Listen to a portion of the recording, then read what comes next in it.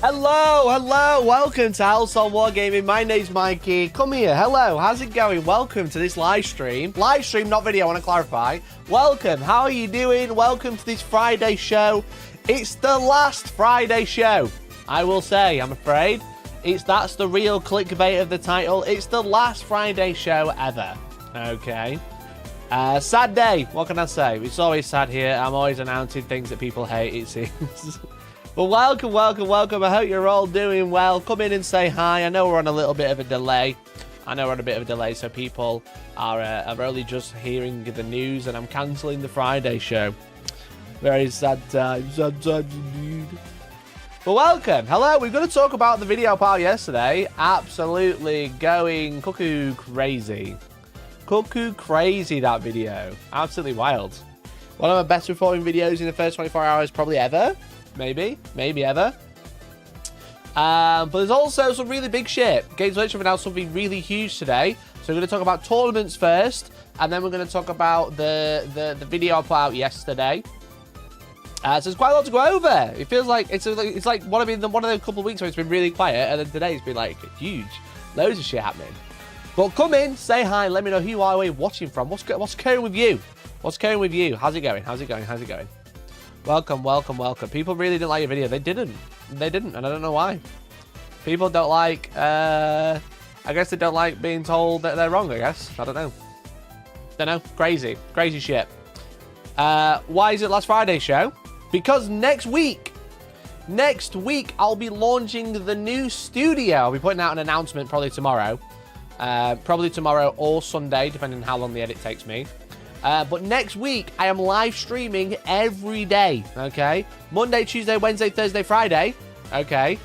And we are playing live games Tuesday to Friday next week. Very exciting. I'm just organising the last two guests, but we have Pleasant Kenobi coming up and joining us on the Wednesday, and we have Kirioth TV joining us on the Thursday, okay? And we got two special guests on Tuesday, Friday, just confirming stuff with everybody before announcing any names.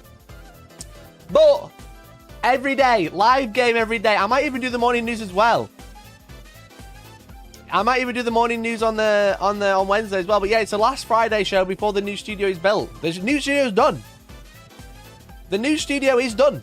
So it's very exciting. So next week, every single day, live game. And then after that, I'm gonna try and do more games a week. But Fridays will go back to being games. That's the plan, you know. So Friday chat show is gonna go as like a regular thing. It might still come back if I'm like, oh, if I'm not playing a game that week, or if I've played a game a different day, for example. However, yeah, the next week and then the week after that Fridays will be the game streams back to normal. I'm so excited.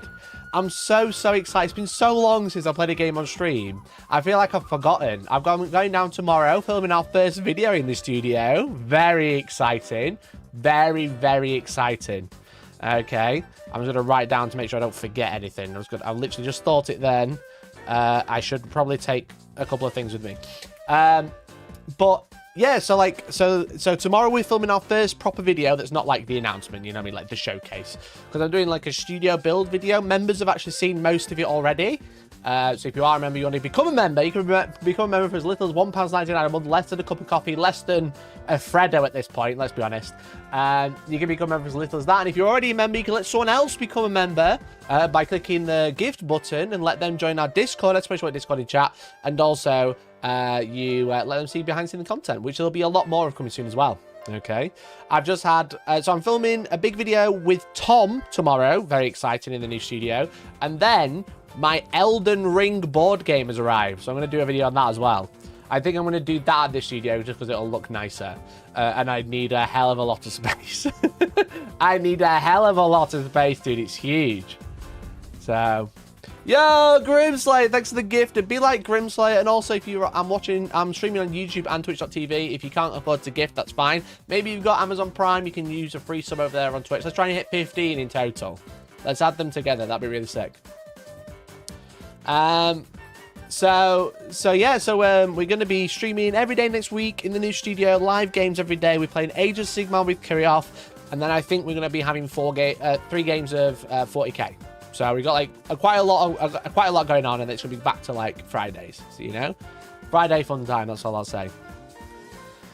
Is it Advent streaming time again already for it to be? Yeah. So, yeah, we're only doing a week. We're not doing a month. We've done a month. Now we'll try a week. So, yeah. So, we played some Age of Sigmar next week. We've got Kyriot's crazy nightmare horrors arriving, if you've seen those. So, they're using Sons of Bahamut. And I'll probably use Aussie Outback Reapers because I'm most comfortable with them. So, can you measure how wide a Vindicator Sea Shield is just for info? No.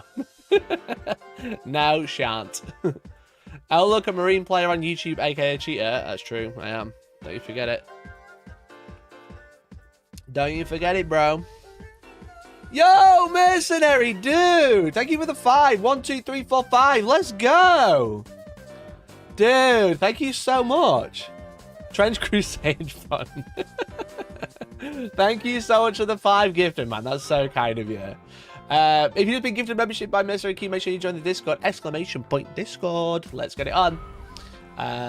Appreciate it, man. Appreciate it. And if you're watching on Twitch, say hi. I can see you. Don't worry. I can see you there. I can see you watching. I can see you. Tab in. Say hello. Tab out. So yeah, it's been busy. But yeah, back to normal. Playing games next week. Very excited. I'm going to use the Death Guard that I've had for a while. I might play Eldar. I might play my Marines. I'm so excited. I don't know, which is cool. That's what's nice. I don't know what I'm going to play next week, but I'm playing, which is cool. I played a game last night, and it was really cool. I've been playing, like, odd games, like casual games and, like, friendly games and stuff like that. But it's going to be nice to, like, play them on camera. With the new setup, we've got, like, the double PTZ camera at the studio now, so rather than just one, we've got both. So we've got all angles of the table. We've got, like, the really nice set. I'm so excited, guys. Hopefully you'll tune in. Hopefully you'll come see it. It's gonna be live at 7 every day. Okay, 7 p.m.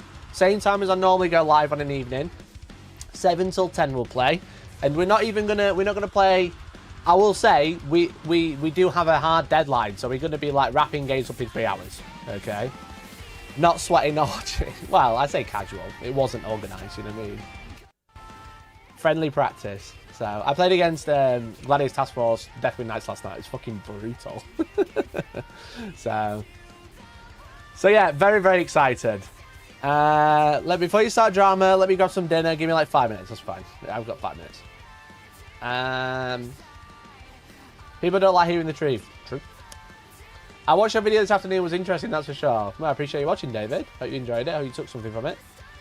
I think I'm going to go into it more soon, but I do think people fail to realise or fail to taking the very heavy sarcasm of a video that starts with, yo chat, did you know I'm a petty? You know? I started a video being like, yo chat, did you know I'm really petty? And then everyone took every word to heart after that. After that sentence, every single word to heart.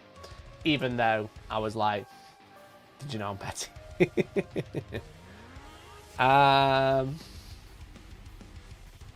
So, casual lamb supping, brilliant, brilliant. Media literacy is a dying scale. Is it even literacy if you tell them, you know? Is it even literacy if you tell them to the face? Help on my War Machine photos in Discord useful. Yeah, I think I saw them, mate. I'll have a nosy. Have you done the black made easy on a vehicle or dread? I haven't made a video about it, but yeah, I have used it. Yeah, why? How much prefer the look and style of 30k videos? I'm going to stay using them overall, but it was a great video. Yeah, I appreciate it. It's a talking point, right? You know? It's a talking point. I mean, if people want to use 30k ones, that's fine. But it's like, I feel like there's like an interesting topic developed. There's like an interesting topic within it, and then that was just totally missed. Everyone's just focusing on the title rather than like actually engaging in the content. It's the same. I know it happens every time. I'm deviating, but it does happen every time. You put on a funny title, and then all people do is think about the title. They don't think about anything else you say. So, Preds, Rhinos, fine. Yeah, Predators and Rhinos are the same, basically. It's very, very minimal. And then Vindicators and Land Raiders are... Vindicators and Land Raiders are completely different. I built my wave servers with fins on. Am I a rule simp? No, you just fucking glue shit on. He does glue shit on. Anyway, the big news, which is not actually my video. I engaged with the content. Yeah, you did. The big news, I don't know if you've seen, because obviously, because it's like competitive, it doesn't actually get as much coverage as normal. The Games Workshop are really stepping it up with Best Coast pairings. I don't know if you've seen. You know? People were offended by the title, which meant they weren't properly listening to the video. Yeah, true. Yeah, Games Workshop really stepping it up. I'm going to say it, chat, a year's time, BCP is going to be like Warhammer exclusive. No other games on there. So if you don't know, BCP or Best Coast Pairing is the app that's used in Warhammer 40k. Well, mostly, pretty much all Warhammer 40k events use it now. A lot of Age of Sigmar events use it, as well as like a good handful of other games. You know, like other games use it, and it's essentially a pairing app or like a website now. It's not, the app's terrible. Delete it off your phone. It's basically abandonware. But the website is essentially used for, it stores your account, and you have an account, and you log into different events for the pairings for an events, for rankings, to be able to look at other events. It stores army lists on there. If you have a subscription, you can check any army list on the website. But if you don't have a subscription, you can only see lists from the event you're in. And it's essentially a pairing system, okay? But what that does do is with 40k specifically, because it will roll out to other games until I imagine it gets swallowed up. If you compete in a Warhammer 40,000 tournament on BCP, it's very likely that that event is registered with the ITC.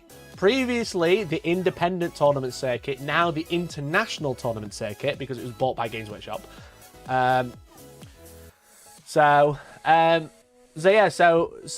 the ITC is the worldwide ranking system, which is what everybody cares about when they're playing tournaments. You know, if you're playing in a tournament and you actually care about like tracking your scores and stuff like that, the ranking system is used to rank you against your friends, against your peers, other people, whatever, different clubs, and it just kind of like, depending where you place in an event, you score X amount of points, called ITC points, and then the more points you have, the higher you are on the leaderboard, the more internet fun points you've got.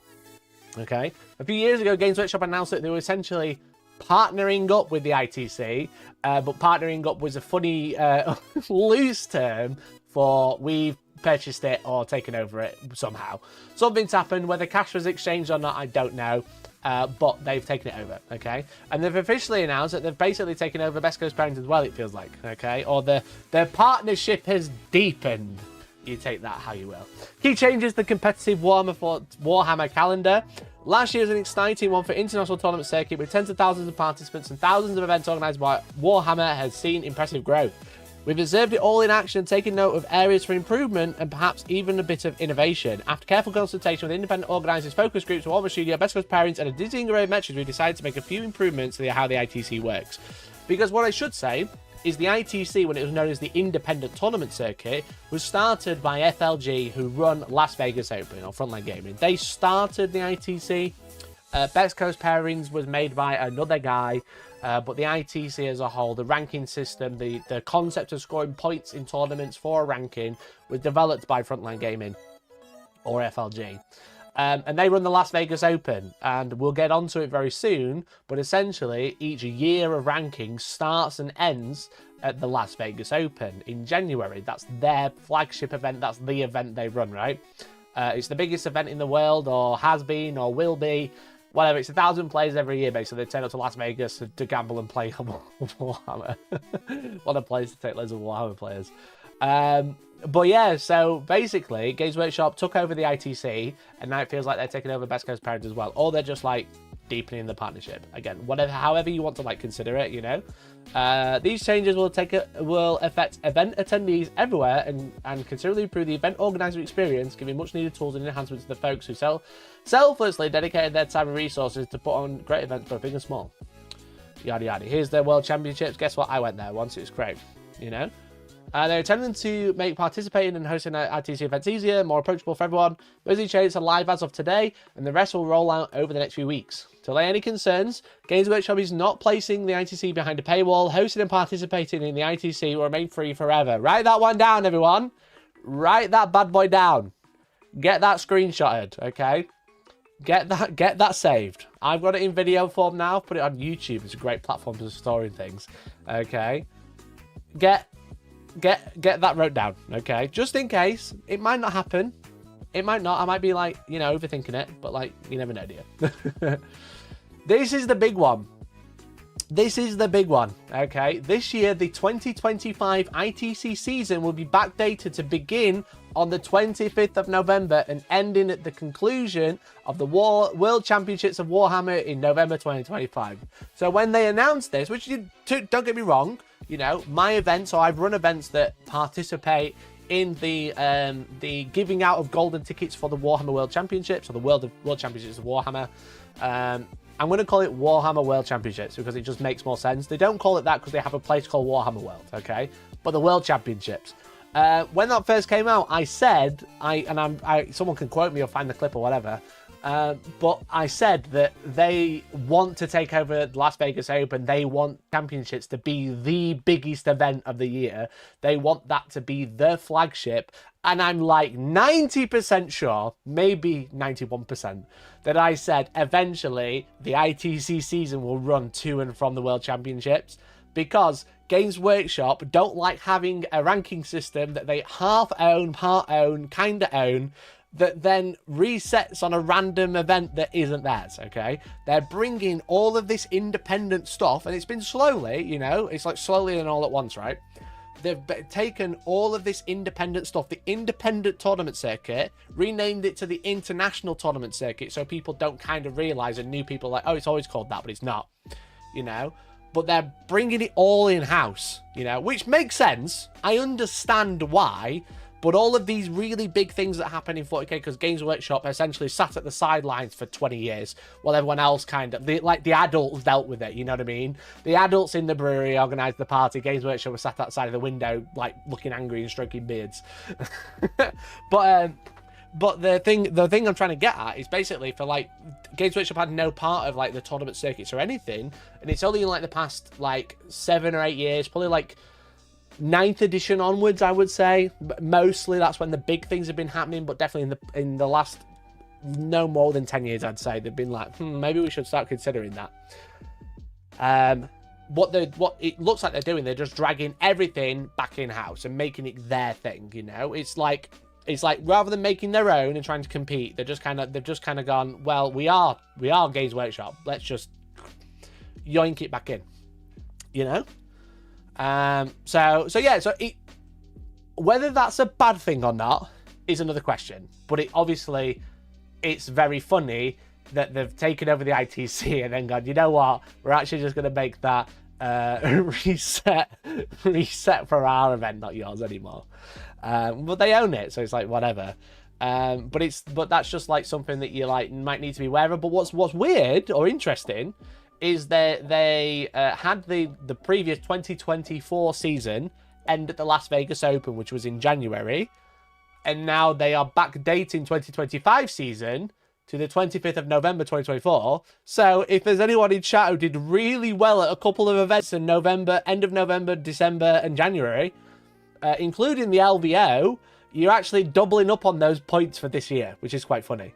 You know, you've kind of gone, all right, well, we'll take all those points for the end of the year, for the end of the season, and then they've gone, you know what, we'll just send them out again, you know what I mean? The guy who won the LVO, right, Mark, got loads of points for winning, and he gets to use that for the 2024 rankings and the 2025, which is a little bit funky, you know? That won't happen again, probably, but it is a little bit funky. So yeah, the F up the rankings. It's just, obviously, it's not often that you'd get one event to count for 2 years of 2 different rankings, but this year it will. So that's just something that I think, like, they've gone, oh yeah, it backdates, but that's when we're going to do it now. But it's like, that is actually what's happened. The ranking, the points that people have scored between the 25th of November and then 23rd of January, 18th of January, whatever the LVO was. All those events, which there isn't many, because it's Christmas, which is why they do end of November rather than December as the end of the year. They've doubled up. They're being counted for 24 and 25 ITC season. And I think having the World Championships of Warhammer, as I said, whether it's a negative thing or not, I don't really know, except for the doubling up of points, which seems really strange. It makes more sense to have a season end at the end of the year and have December as kind of like a warm up, because obviously December's usually, from like past years, is like usually a quiet time for like tournaments and events. Because it's December, it's Christmas, not many people run events, and it's just a busier time of year.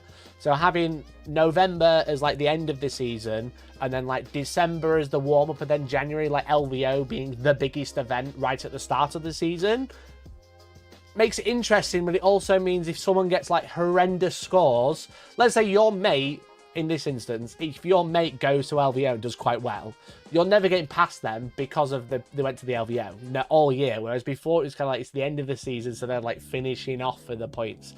But then on the flip side, it also it also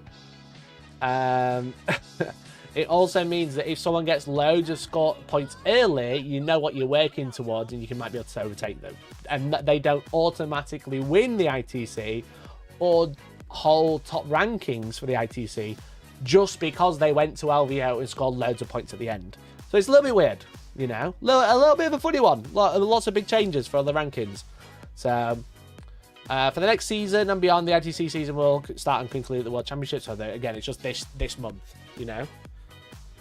Previously, the season ran in 12 months between one Las Vegas Open and the next. The Las Vegas Open will remain one of the most important events in the competitive calendar. With its player count and early season date, it will be extremely important for the rankings positions, contenders for the top of the ITC spot. Because I will say, I've definitely heard like that thing. Because obviously, like, I don't know if you know, but I'm a competitive player. Some people seem to forget sometimes. I'm a competitive player, and I'm friends with a lot of people in the competitive community. Some people decide to go to LVO or not, depending what their ranking is, you know. Some, like, the top competitive players who I'm friends with, you know, decide if they're going to go to LVO depending what their ranking is at the time, because they kind of go, well, I can't do really well, and I'm not that bothered about the ranking this year, because if I can go and I can win the ITC or come like top 3, I'm probably more likely to go to Las Vegas Open to get that big boost of points. This now throws all that out the window. This throws that out the window, and now they've kind of got to go, well, I'm going to go to Vegas to score loads of points, or I'm going to do it the old-fashioned way, you know? It's an interesting one, you know? So, previously, we read that bit. This is the interesting thing. That we've dramatically expanded the number of reach in the ITC regions in order to serve and represent players and organising regions that have historically been less active in Warhammer. The baseline focus of the ITC rankings will now be country-based, with players being able to further navigate within the rankings page, see regional and global rankings if desired. So what this is essentially going to be saying, which is also strange, because famously, the US, because of the fact that they had Frontline Gaming running the Las Vegas Open and loads of other events around the United States,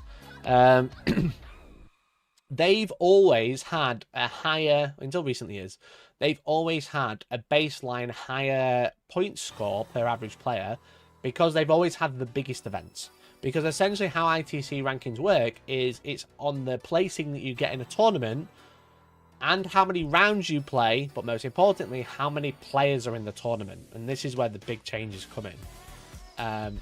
So all of those factor in. I don't know the maths behind it, but all of those things factor in. So how many people are playing, how many rounds you play, you know, that's like, that's the two big multipliers almost of how you score points, and you ranking and how many people playing and how many rounds you play.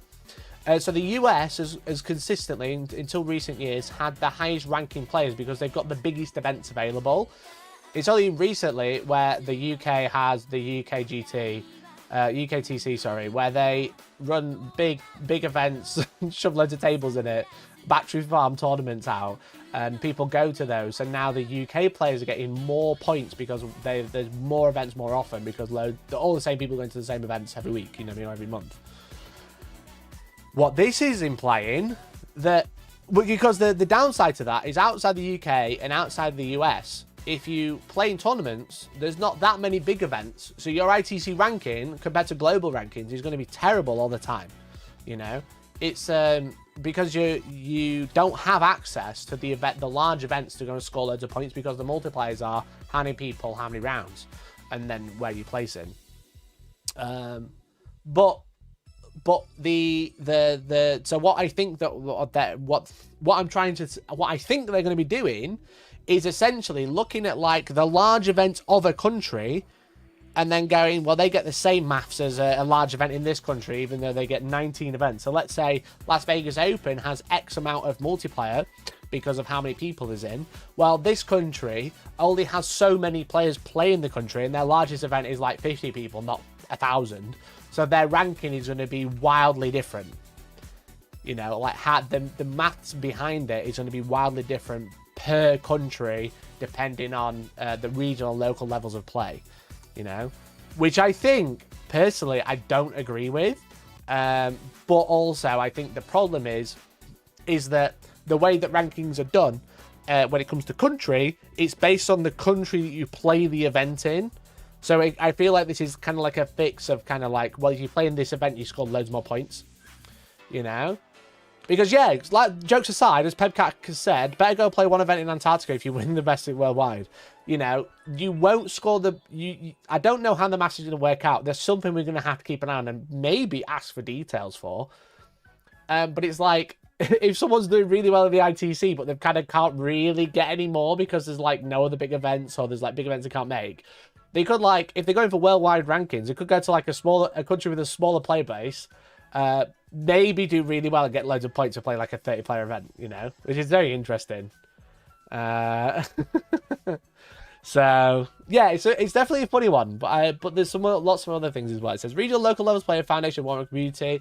It will believe this change will directly empower players and organizers in historically undeserved regions by providing more nuanced and focused information on their respective regions. To reflect this, we'll also award qualifying spots to the World Championship of Warhammer based upon country standings at the end of the season and at the midpoint, officially 1st of June 2025, which works out perfectly when we should get a new mission pack, or roughly around that time is when we get a new mission pack. So actually moving the rankings to November makes way more sense for game to be more in line with Games Workshop, because you'll have the first season, the first 6 months, then you get a new mission pack usually in June, July time, and then another 6 months, and then it gets reset.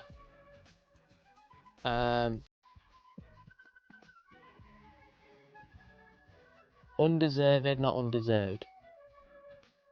What did I say?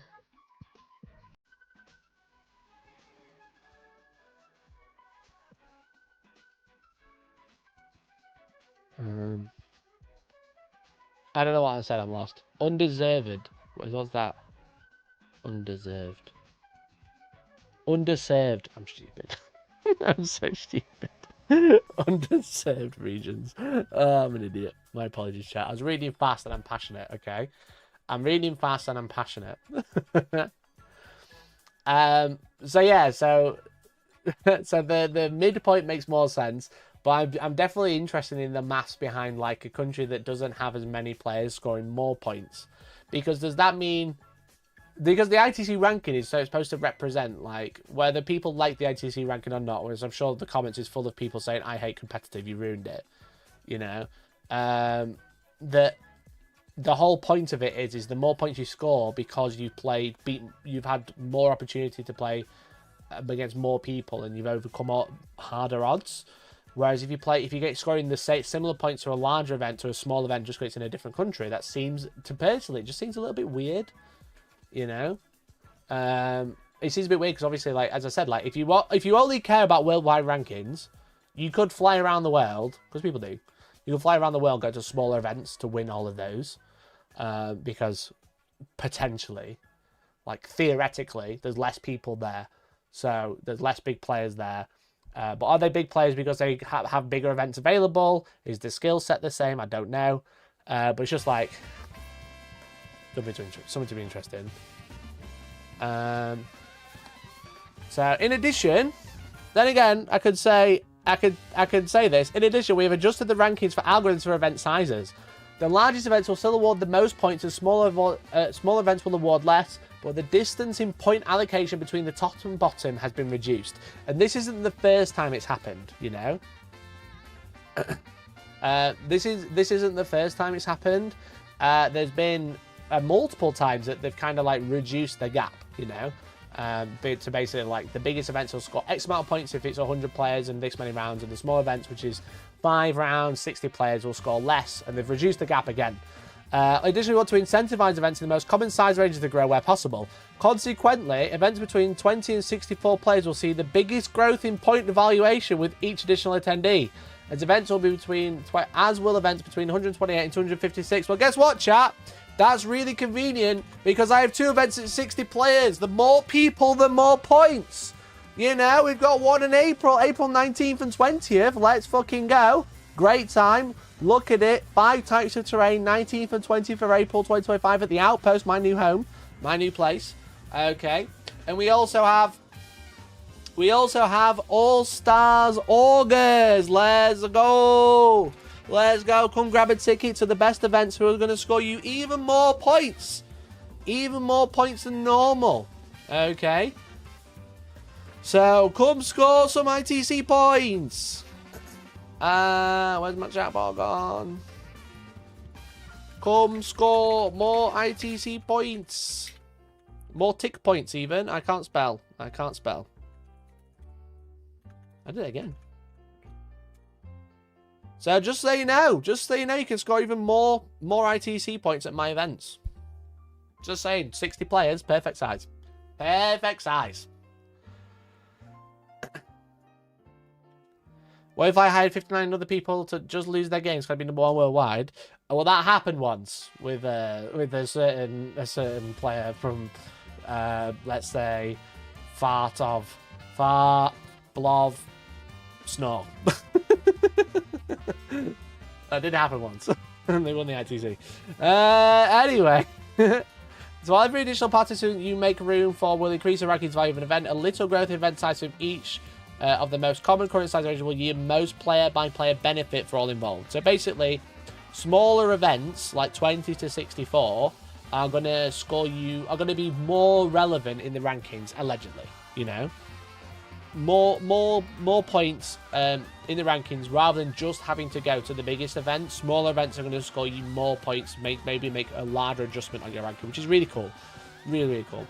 So, but, you know, is that me being hypocritical for what I've just said about, like, smaller countries getting more points? I don't know. It's just interesting. I don't know if I've got, like, a strong stance on it just yet. I think I'd rather know, like, I'm just going off what we're being told publicly. I'd be interested to see the maths behind it, you know?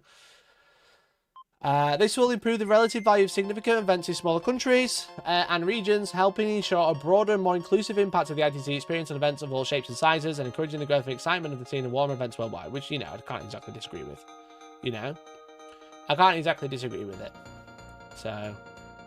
And then, obviously, they're going to go on about organisers. There's the approved TO program. If you run events, make sure you sign up. You get free codes and stuff like that, and you get support from Games Workshop, which is cool. You get free app codes for running tournaments. And then the interesting thing is they said they'll notice an increasing number of official events scoring templates added to Best Coast pairings, because currently they don't do anything, you know. They don't do anything in the BCP, but maybe, I imagine, that the next thing, they might even take up tabletop battles, or they'll yoink it completely. That's what I reckon, you know. I wonder if they're wanting to buy ITC, or tabletop battles, because that's what it used to be called, ITC battles, or just yoink it completely and make their own, but I don't know. Because as of today, you can link your Warhammer account and the BCP accounts. So you can now link those together. And I don't know what benefits they get. You know, I don't know. I think as an event organizer, it, like, if you link your account, you're more likely to get golden tickets and it boosts the points a little bit. But I don't know if that's just all hearsay, you know.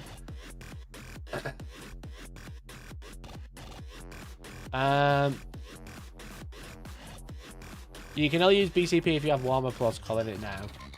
Well, they've said that the ITC is free to enter, and the only way you can enter points to the ITC is if you use BCP, you know?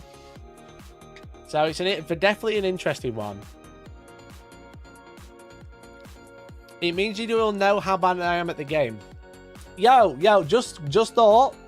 Just thought this is like McDonald's. This is the McDonald's. They're doing the McDonald's. If you don't know what I'm on about, you know, all of these companies, McDonald's, Tesco, Morrison's, all of these supermarkets that are getting you to sign up for a card and making you order things on apps instead. Like McDonald's is the big one, like drive-through. Okay, why would you go to a drive-through and talk to a person where you could order it on your app and give them a code, then never speak to them? You know.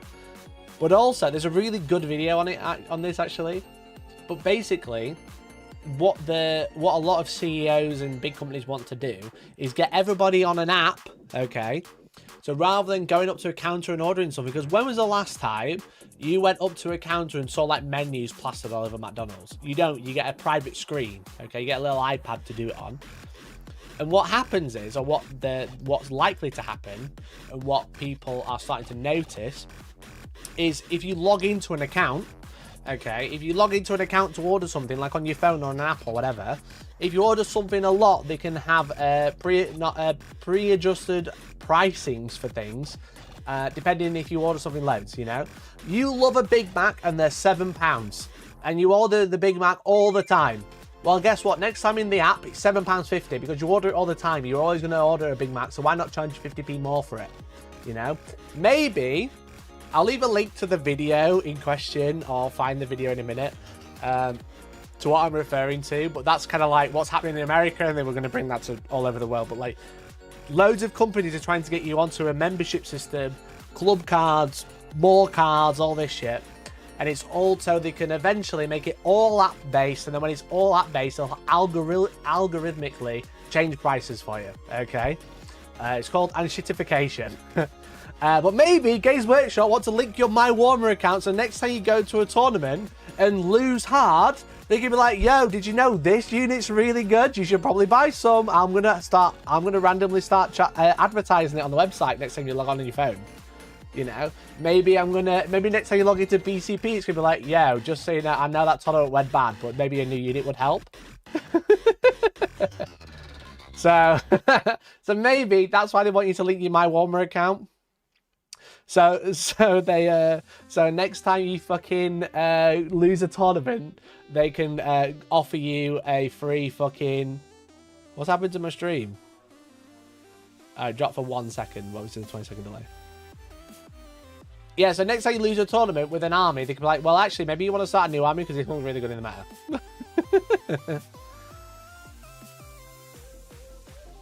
meta. Big McDonald's heard you talking shit and deep dosed you. Yeah, literally. I think we're back now, so hit a refresh. Yo, chat, hit a refresh, but while you're there, make sure you like the stream. If you haven't already, that'd be really cool. If you haven't already, maybe like the stream. There's 78 people watching and 20 likes. Bit cringe.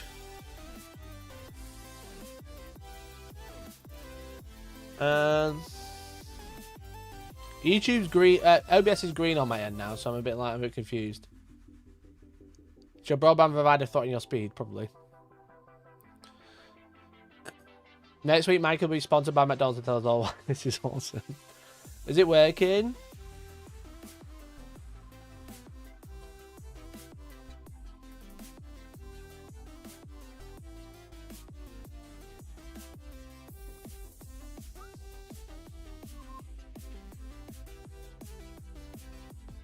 You ask people to refresh, so they skip to head over to the call to action. Yeah, if you just refreshed, make sure you like the stream, okay? Make sure you like the stream. All right, I'm nearly done on this section, chat. Then we'll go to the other thing. So yeah, maybe they'll buy tabletop battles. That's probably next. I'll message them now. Yo, you selling tabletop battles? And then event ranking boosts and linking my Warhammer account. Last but not least, we have implemented the next step in our partnership with Best Coast Pairings, making it easy for Warhammer fans to run and participate in events hosted on the platform. You can now log into Best Coast Pairings using my Warhammer account and link your account to your Best Coast Pairings login. This improves the user experience when attending your first Warhammer events and also enables an increased number of future experience improvements. So it literally says it does nothing. Literally, currently does nothing. Events will also receive, this is the interesting one, events will receive a small ranking boost for organisers as they progress. The first boost should be there for all events. If a TO's link their My Warhammer account, their event gets its first boost. If a TO is applied to and join the approved TO program, it gets a second boost. Finally, World Championship quality of high events receive a third boost. I don't know what the boost is. It says a rankings boost. Is this in rankings of players playing? Or is this rankings in the search? I don't know. You know? Maybe I'll make a bid for tabletop battles. Yeah, do it. Fuck it. You know? You should get more points for your play ranking if you have Warhammer plus, like, XP boost. I think that's literally what it is. It's literally XP boost. Data scraping for algorithmic learning. Yeah. So, definitely an interesting one. But it doesn't say how, why, because obviously it's just a public... It's just a fucking marketing messaging, but you know. Des, dude! Thank you for the 5. 1, 2, 3, 4, 5. Look, we're almost at 15. Sounds like pay for ranking placements. Yeah, a little bit. A little bit, but don't worry, guys. My event, which there's a link in the pinned comment to come and play. I am a tier, approved TO, and I've linked my account. So, I've been approved TO since it started. Now measure that dozer blade. I don't have it on me. It's still at the studio. I'll measure it tomorrow, bud. But yeah, I'll sort it for you. I've got one behind me, but I've not opened it yet. Appreciate the 5 gifted, Des. You're a fucking legend. But these boost function similar to growth in event size. You consider that event will count a few players larger for each boost, so they are relatively minor in their impact for larger, well-established events in the countries with big scenes. They'll have the greatest impact on ranking values for small events run by hard-working and up-and-coming organisers, and on the relative value of World Championship qualifying events in smaller, warmer scene and communities. Huge tournaments like Las Vegas Open do not need additional ranking supports, while the biggest and toughest events in passionate smaller scenes will see the impact of their event outcomes slightly more elevated compared to the present. It's cool. He won't get up because he's not wearing pants. I really want to take him off. It's really warm. It's actually really warm. I'll tell Judge to the you know.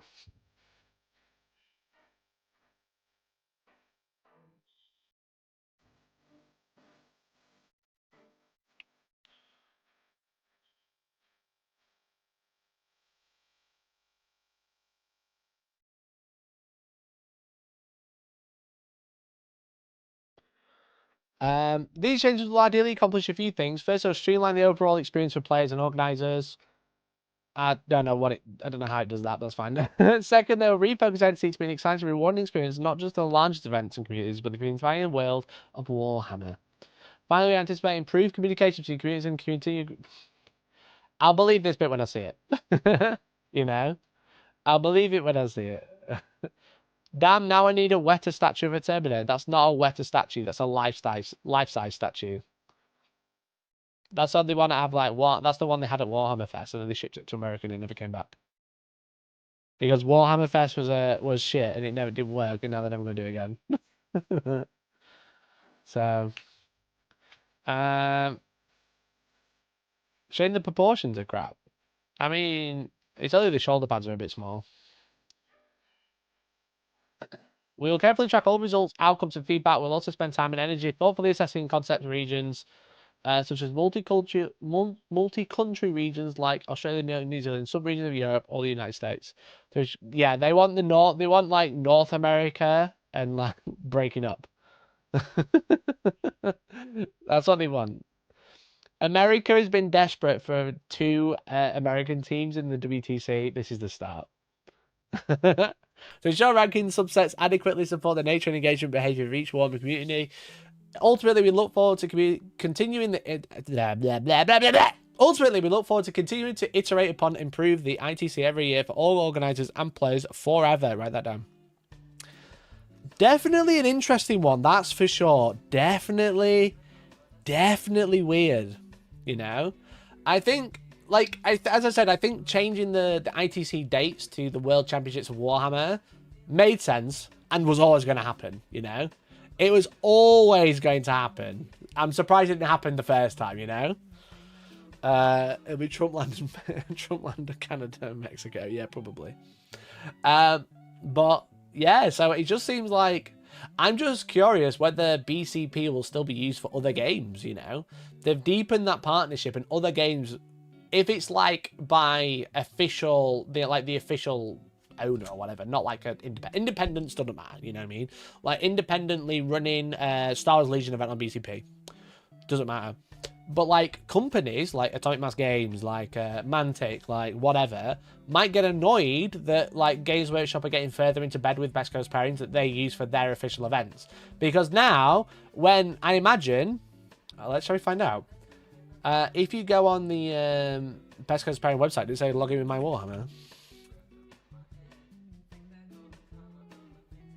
Did they open a new tab? It says incognito. Yeah. I don't think if you're a company who makes a game that plays tournaments, you're going to be happy every time you get a new person to come to a tournament for something like Kings of War or whatever, that they say continue to with my Warhammer every time they go to log in. You know? If I was a company making a game, I couldn't go, yeah, use BCP. You know? Unless it's a Warhammer. That's interesting. That's interesting.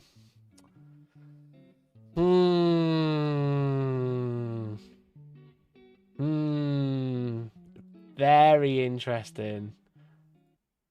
So I wonder if if Games Workshop just own it now, you know? Because this has every event, you know what I mean? Or like a lot of systems. You know, Fantasy Flight, it's got all of these systems, Wizards, Privateer Press, Bandai, Warlord. You know, are all of these gonna continue on Best Coast pairings?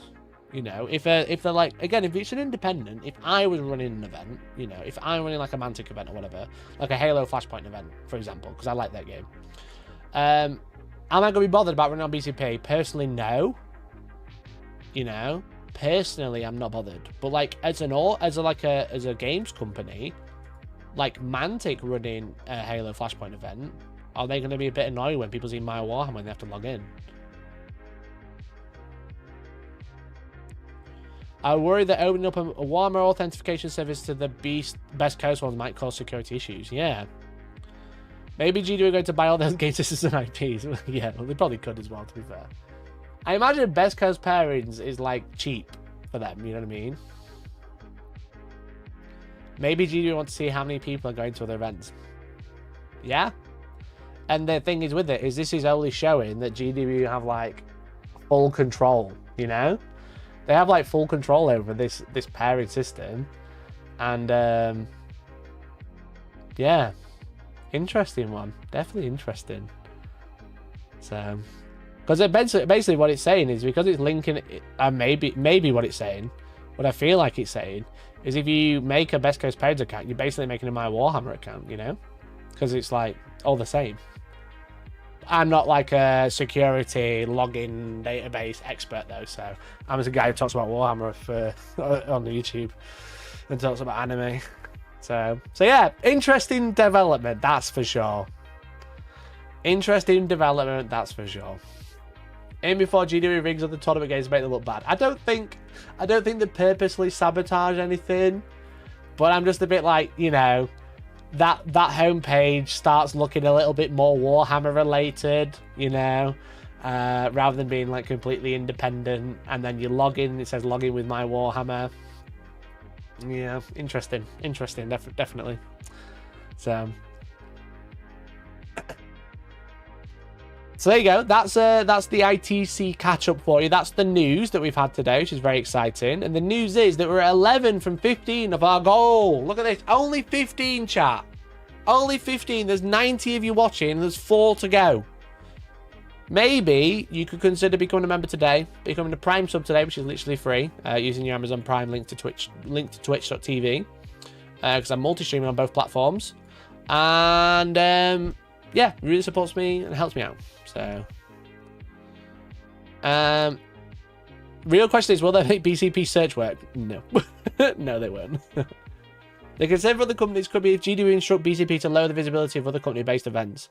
The thing is with it is like, BCP is not a great search functionality anyway. So maybe they'll make it better, maybe they won't.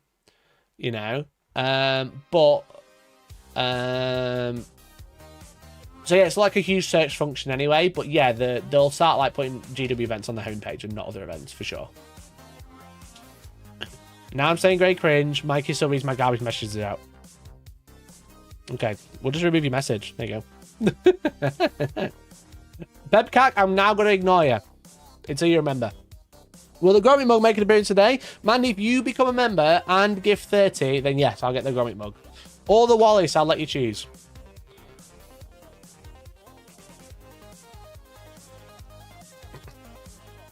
Maybe do a marbles race for contributes to winning a legal vindicator. Yeah. Oh, we noticed you liked. Oh, we noticed you've got a Calidus grab tag of your Abners, but you've not bought one through us. Yeah, I just see them now being like, well, I really like your list was really good, but not good enough. Have you thought about buying more? You know? Mandy, tempting. All right, I'll say give 20. There you go. Even cheaper. You want me to use a Wallace or Gromit mug? I'm not using them for free. Right, anyway, chat. The drama. This is what you're all here for, isn't it? The drama. Andy, thanks for the gifted, man. Appreciate you, dude. Thanks so much for the gifted. Thanks so much, dude. You're a fucking lad. Empty your wallets for Wallace. Anyway, chat, the drama. What the title's about, what the thumbnail's about. I wanted to cover the ITC stuff because it's like, it's really big news and it's really a little bit interesting. Also, I wanted a video out of it. However, I put out a video yesterday. You might have seen it. Okay. You might have seen it. And you also might have seen that it's got 115 downvotes. 25% downvote, I think it was last time I checked. 25? Fucking hell, man!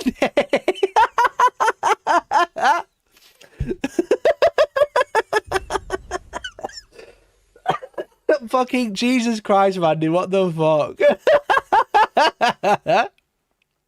I was joking! One second.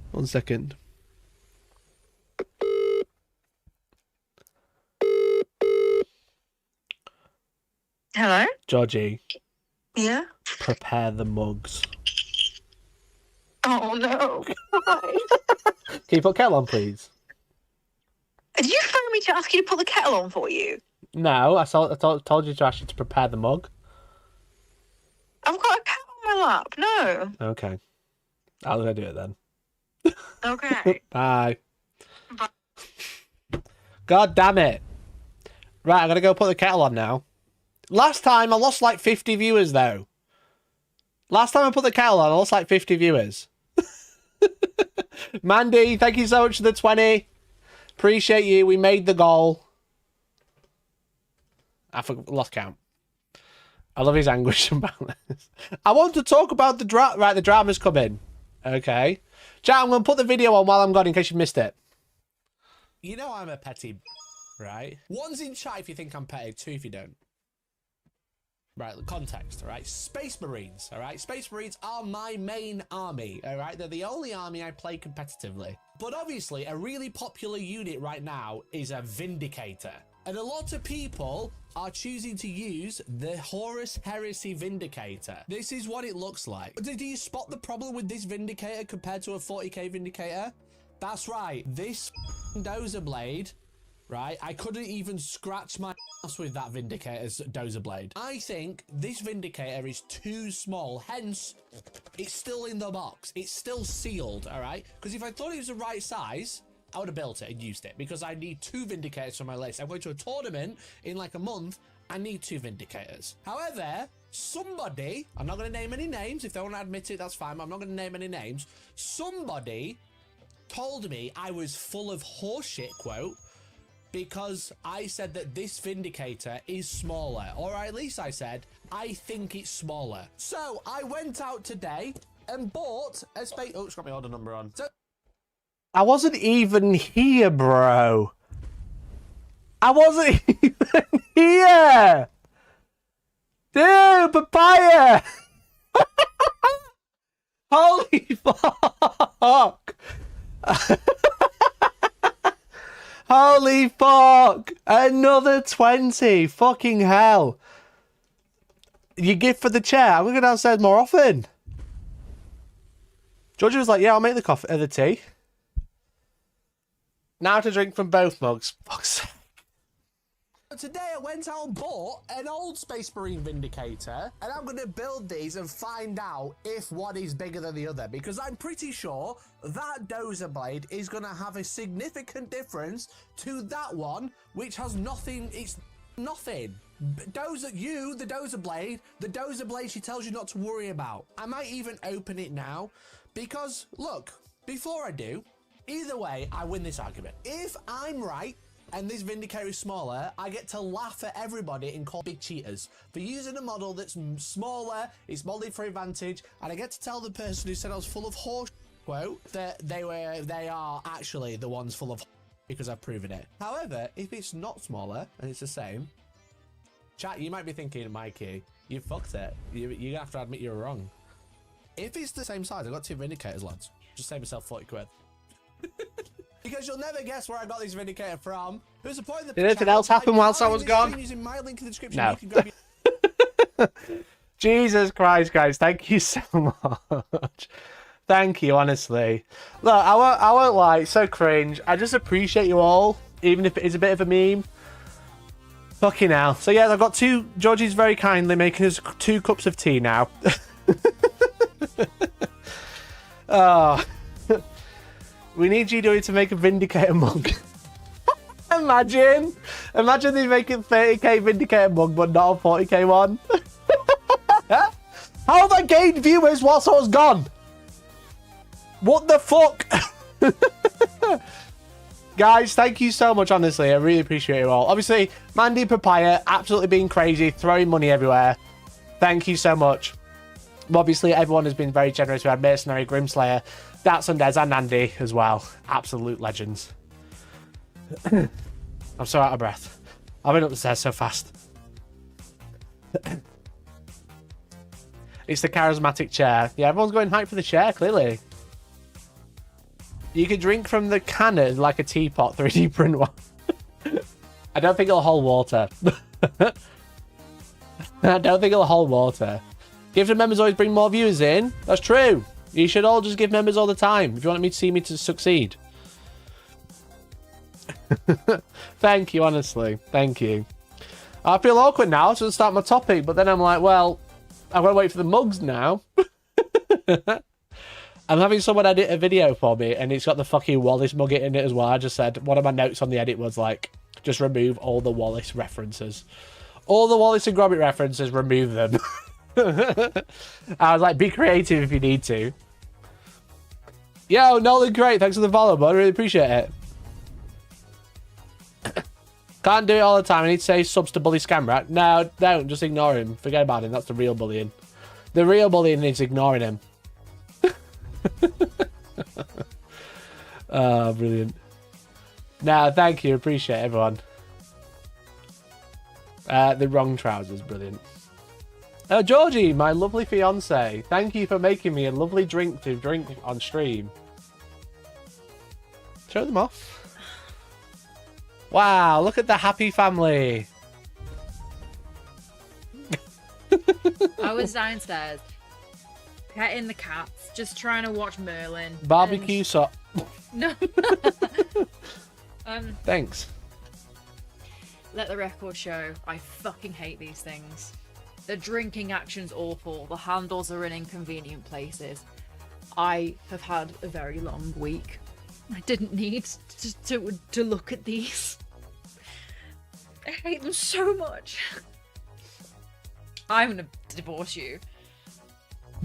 I don't even have to smile like that. Funny No, enough, I'm not plasticine or a mug, so. Well, cracking tea, Georgie. I agree. how can cracking you wash them tea. up? Exactly. Yeah, I wanna weird. smash them with baseball. It's the bat. Wallace one that's weird. Why? The bit that I was trying, I was talking about them at work today, and I took a picture and sent it to my friend, and I said, I don't understand how is the handles behind the ear. Do you see? Yeah.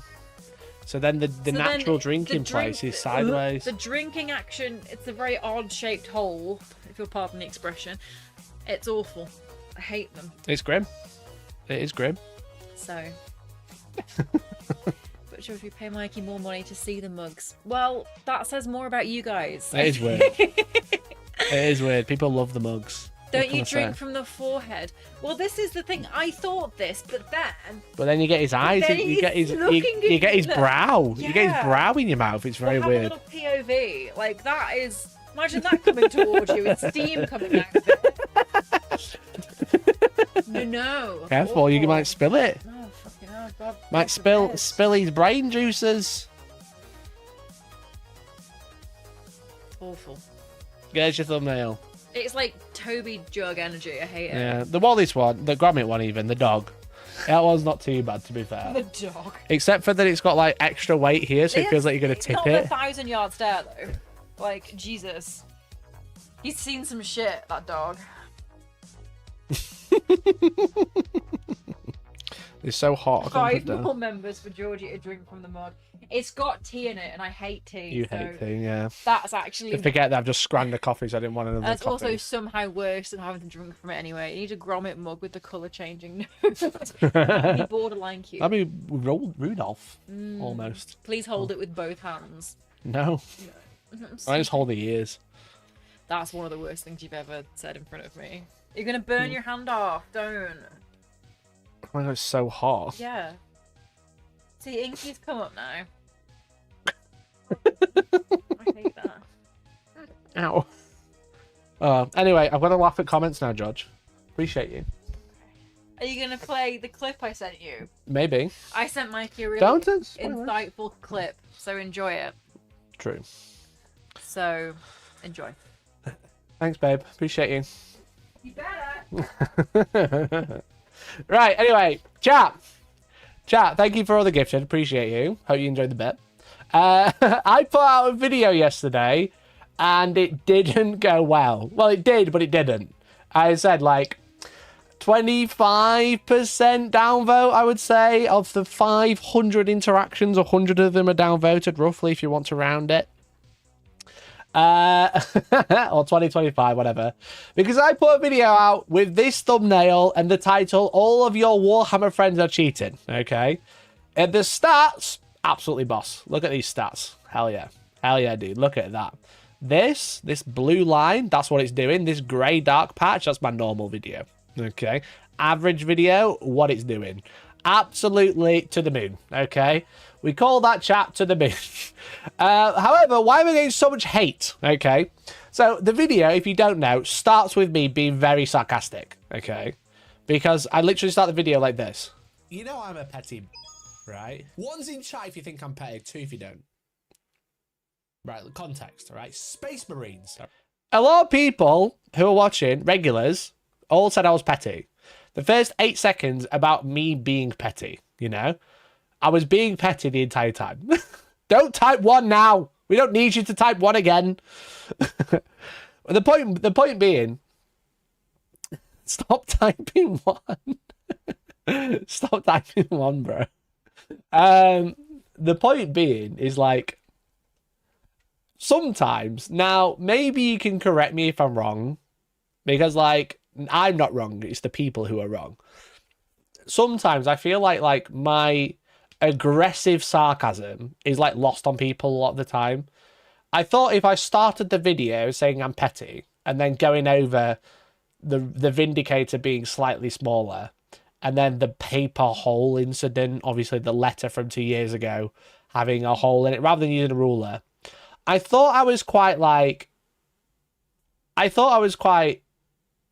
clear that I was like taking the piss, you know, or like at least tongue in cheek.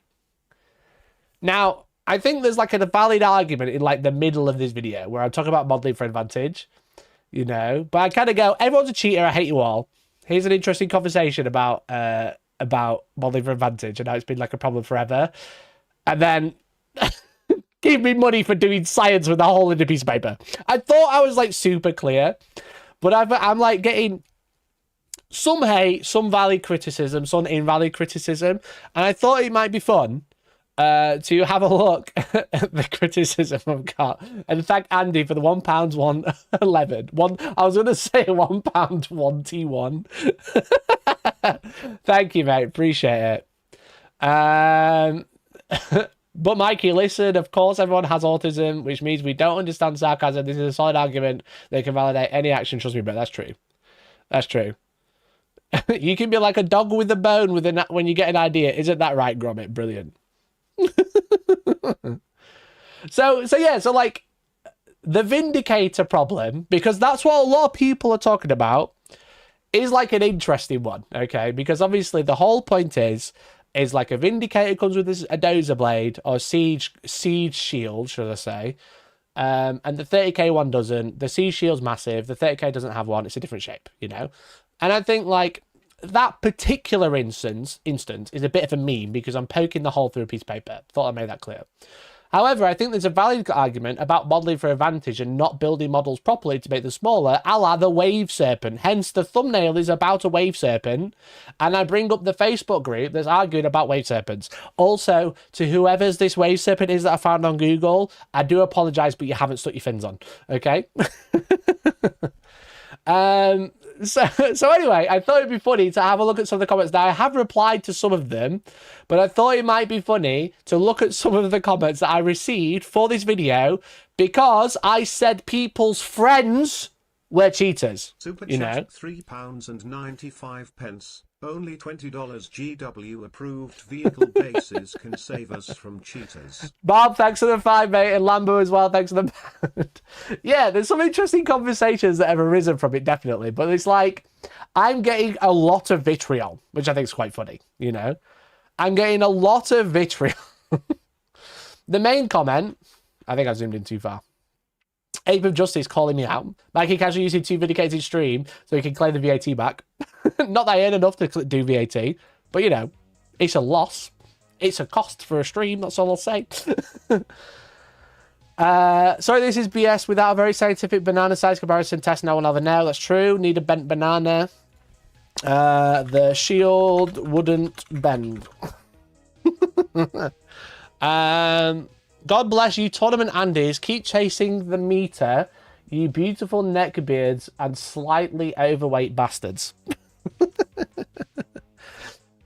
Thank you for noticing I'm only slightly overweight. Maybe this is the stream where I just sarcastically reply to every comment. You know? To be fair, I did check all the wave serpents at my club night yesterday and all had the fins on. Well, hey, mate. Look, all I'm going to say is if you can't find any friends that are cheating, you're the friend. What can I say? What can I say? You're the friend who's cheating. End with everything with hope this helps. Okay, deal. I'll try and remember to paste it. I'm literally going to copy and I'm going to type it. You're a tournament. Am I a tournament Andy? Andy Tech Dad, you are a tournament Andy, I'm afraid. I love double comments as well. I'll read it in order because we've got news first. I recall in 8th edition, the prominent Eldar player at the store I used to play would put a single character between the U shape of a wave serpent, thereby preventing me from targeting it as it moved around the board. Back then, wave serpents were nigh unkillable and characters couldn't be targeted unless they were closest. That is true. They banned that in the WTC. It was the only one to do it because you can only target it through the closest model. I don't know what that has to do with modeling for advantage because that is the shape of the model. That's playing to an advantage. In 7th edition, people would argue my regularly based Tau Fire Warriors didn't have line of sight through a GU terrain window, while on the flip side, the BA player that had every model on at least half an inch of cork didn't get a single eyebrow raised. I hate Blood Angel players. Speaking as a Blood Angel player. And that's an incredible tactic. Yeah, so you couldn't target a character unless it's the closest model. So they used to have like I did it as well with Yunari, I won't lie. You have like the jet bike base in between the two fins and it just flies around like this. It's very funny. You know? Am I cheating if I put the unopened box of a Vindicator on the table instead? Yes. All the warbag bases. Yeah, that's true. That's not a big enough difference to set any alarms off for myself. Use the cooler one. Modeling to advantage, I think of things like trying to use the original Greater Demons versus their current size. Or using a proxy from a different game system.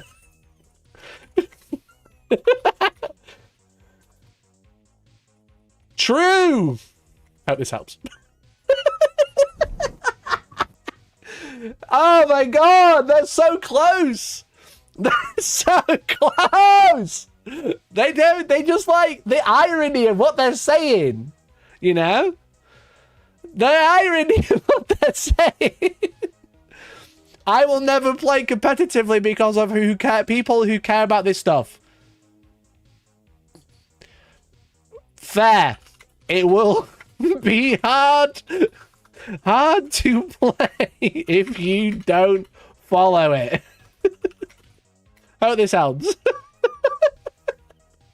I'm gonna get so many unsubscribes.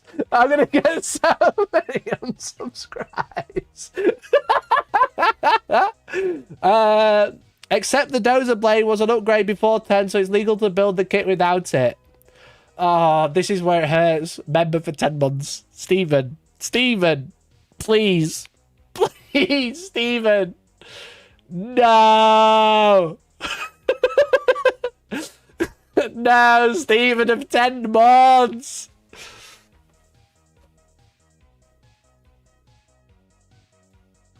Stephen of 10 months, dude.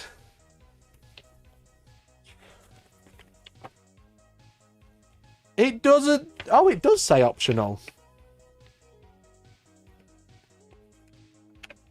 Huh. It does say optional.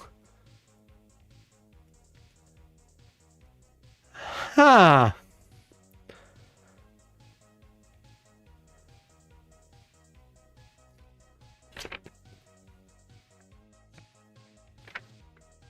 Did you just get ratioed? I think I did a bit.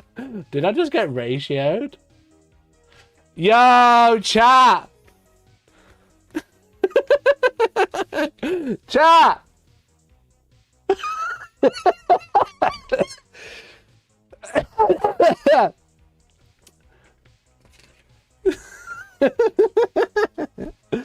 Why is it optional?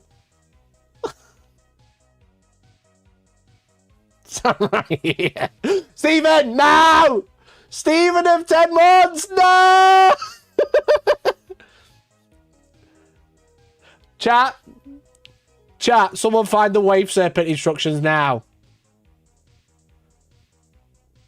Someone find the wave serpent fins, because that's the real argument.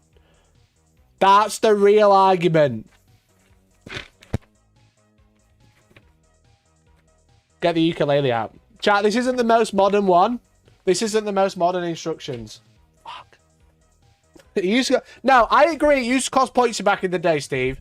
I totally agree with you there. 100%. Okay. However, we're not playing before 10th. We're playing 10th. The cope. No! There's no cope! Wave serpent build instructions, which is what my video's about, not the Vindicator. Not the Vindicator.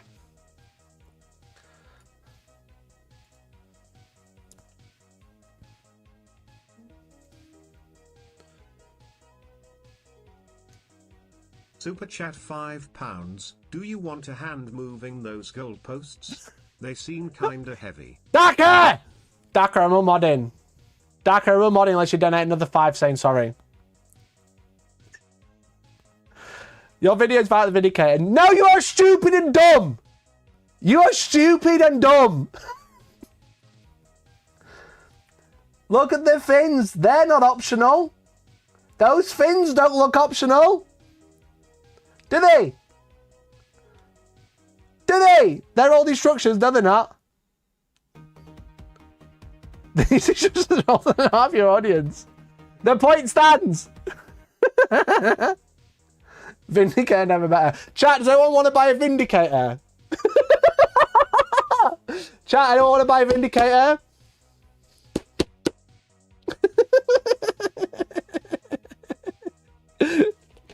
Don't call your views stupid and dumb. Great name, stupid and dumb. I'm going to drink my tea.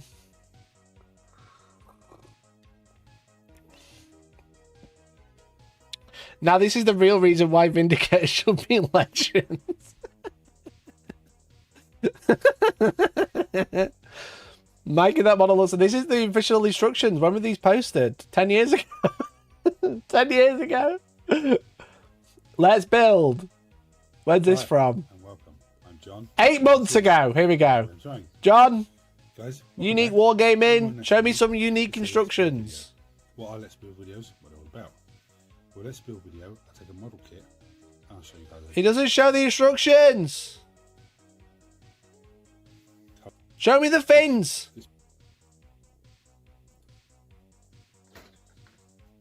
Has Bro not stuck the fins on? Oh, he has. I need the instruction. Someone with who's bought a wave serpent, you meta chasing bastards. Yo, Printers, thanks for the 6 months. So does this mean I can model my Riptide dealers what I saw the instructions? Yeah. Why not? Why not?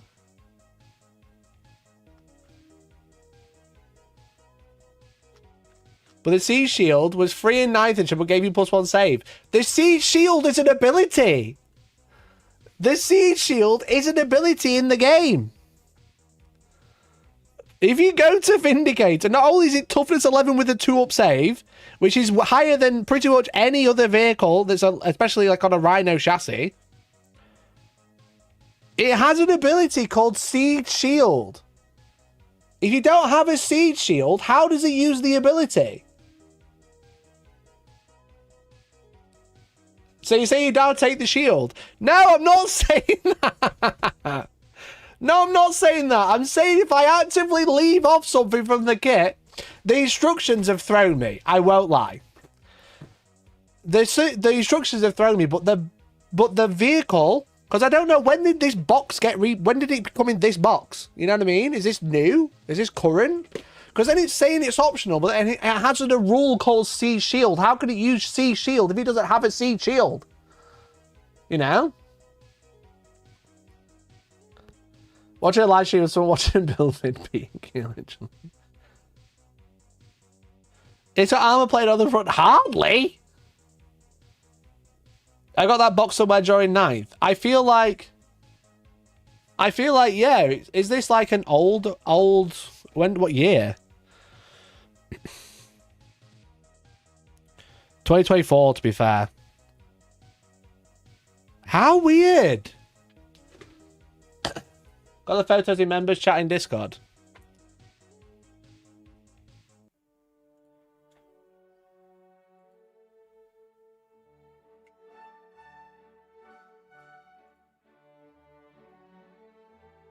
So this doesn't say optional. The fins aren't optional.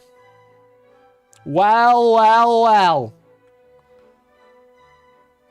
Can't even fucking zoom in.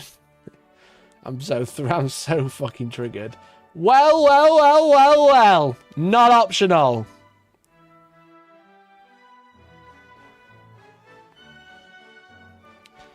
Didn't you have to pay for points for the Sea Shield? Yeah, you did. But we're in 10th edition. You don't pay for points for anything. So if you're going to use a Sea Shield, it needs a Sea Shield. You know? I know the picture's the wrong way. Thank you, Pebcat. Appreciate it. So it's an optional build for the kit, because obviously you've got the difference there between Falcon and Wave Serpent. That's the option, because you're choosing between which one. But the things are mandatory.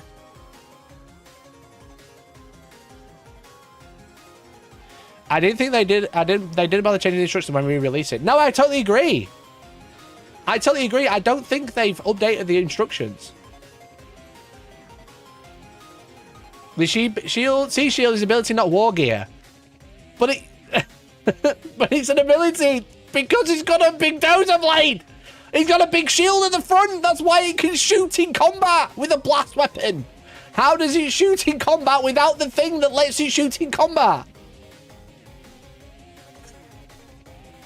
No, Rambo, they're all wrong. You're wrong. They're wrong. I'm not. Are you gonna just? I'm gonna turn up to a table and I'm like, yo, are you ready for a game? I'm gonna snap my shield off and continue playing.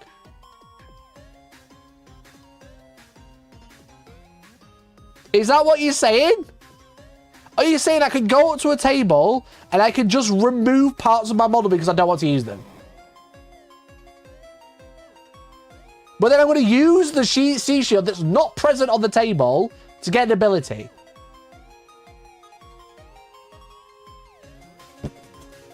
No, I'm still right. It's not optional. It's not optional. I'm telling you. I've decided.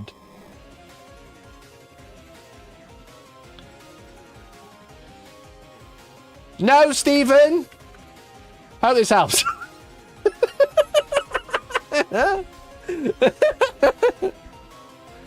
Many thousands of players would love to remove Magus's wings. Yeah, because you can, because it's... I mean, the wings don't provide anything. It's just a special rule. It's just a special rule. Isn't it? You don't need the wings on. It's just a rule called fly. Why does he need the wings?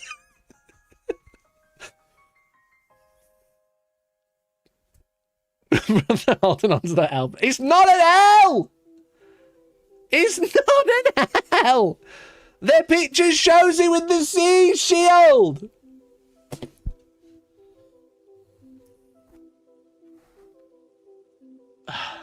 It's really sad that 40k has turned into this. Asking people to build their models or not use proxies is sad. I can't believe people are sad. I'm going to ban anyone who says shield is optional. Can I YouTuber cancel TikTok?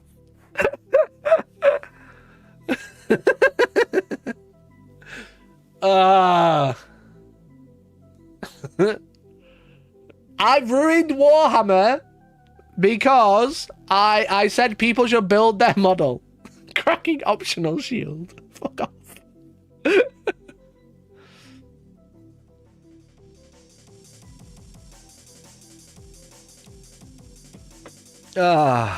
Apology video when I'm not making an apology video.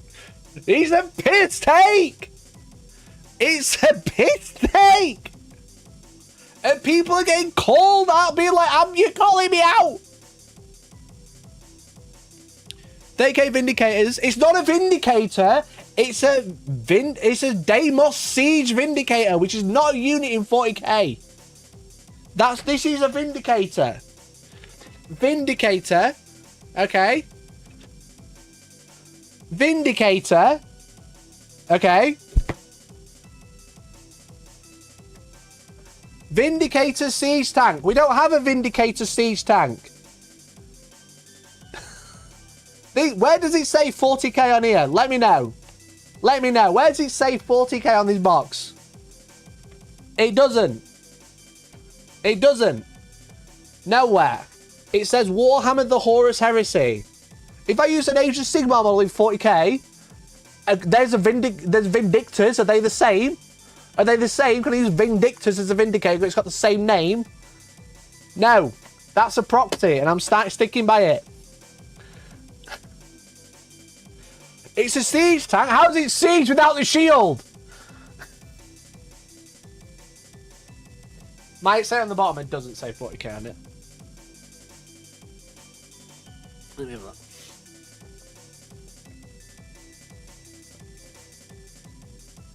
It says, copyright Games Workshop 2023, Warhammer the Horus Heresy, Citadel Portal, Games Workshop, GW, Warhammer the Winged Hammer, Warhammer logo, all associated logos, names, races, vehicles, weapons, and characters, either TM or copyright Games Workshop Limited, all rights reserved.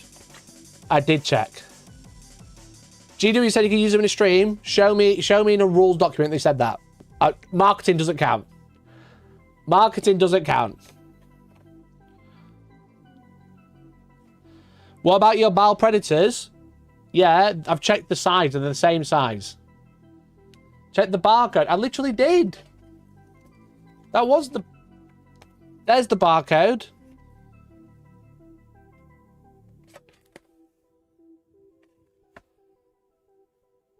I checked the bit that people were going to say, where it says Warhammer. It doesn't say 40k. It's a 30k vehicle. It's for the wrong game. I'm sticking with it, chat. The Sea Shield needs to be on. No one in the comment section seems to like this video. That's not true.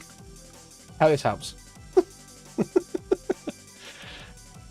And she's a lot. I've got the Laser Destroyer ones and their recast. Did you put your Predators through the paper hole? I did. Wait a minute, Pepcock. I'm not reading your messages. Sorry, you're going in.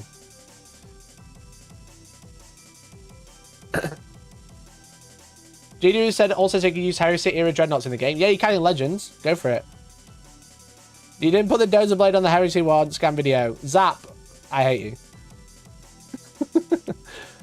Zap, I hate you. Thanks, Compa. Show me where it says in the 40k instruction you have to show me with a sheet shield.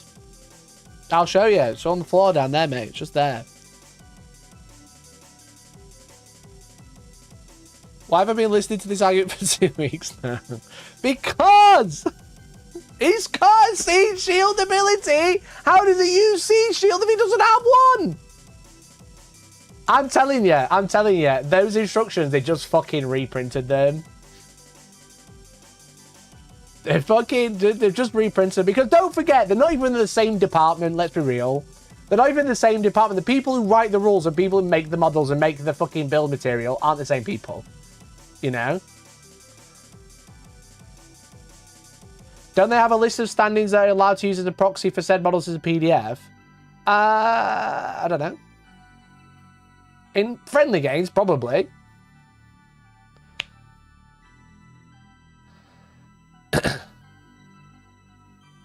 You can't not have a Sea Shield, so yeah, you can't not have a Sea Shield on your model then either. GDW departments famously don't talk to one another, they're true.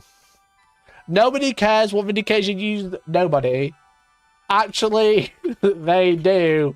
Some people have heard this argument for 2 weeks. Oh, this helps. Super chat £2. Does Sea Shield stack with all his dust though? When was the last time the instructions were right on any model? Also true. Also true. Aye, thanks for the 2. Thanks for the 2. Aye. But you could argue the opposite too. A larger model covers more area to prevent deep strikes, has an easier line of sight, and blocks movement better, and auras are larger. Okay, yeah, I agree. Getting pissy over less than an inch worth of size isn't preventing cheating. It's being a buzzkill. How is it being a buzzkill? That's what I always think. You know? That's what I always think. What about asking people to build their models properly is a buzzkill?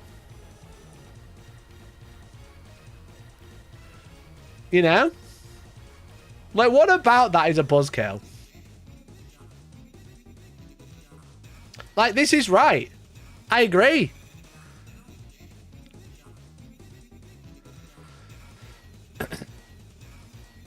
Less than an inch person's got experience. Don't leave a dick joke. Do I leave a dick joke or what? This video is just another stack of competitive players' ass cancer. Yes, it's ass cancer for asking people to build their models, you know? Asking people to build their models, how it tells you the instructions, it's not optional. Especially the wave serpent, which I want to clarify is the main argument. Hence, because I said I was petty about the Vindicator. The Vindicator is an argument. It does technically say it's optional in the instructions, granted. However, it is an ability on the data sheet. It should have the war gear that is referencing the ability. Otherwise, where do we stand? You know, what's next?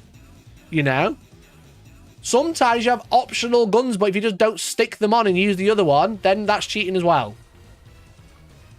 Is there a choice to not leave a dick joke?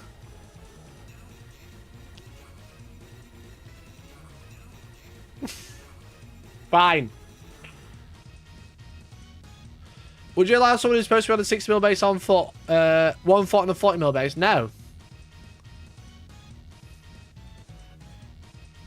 It's not a warg. Yeah, but dude, it's literally referenced as part of the model. It's literally referenced as part of the model. Dude, come on. Fuck true line of sight and bring back 3rd/5th edition style line of sight. So much more practical. Does anyone know how 3rd or 5th edition line of sight worked?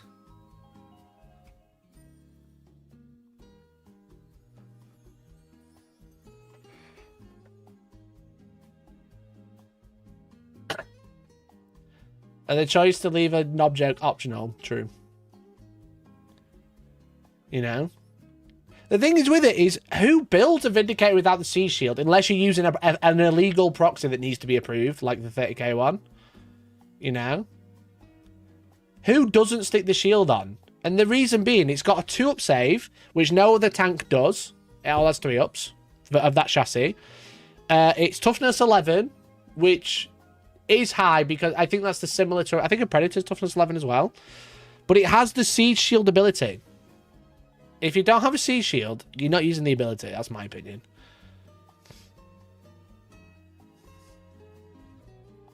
Third to 5th, isn't that base/torso or hull, not weapons? Right, okay.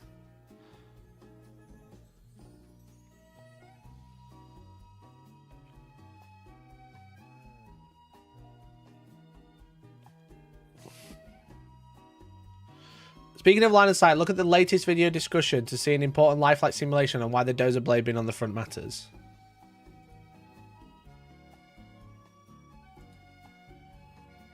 True! True! It's literally there. Great example. Great example. It changes the entire model.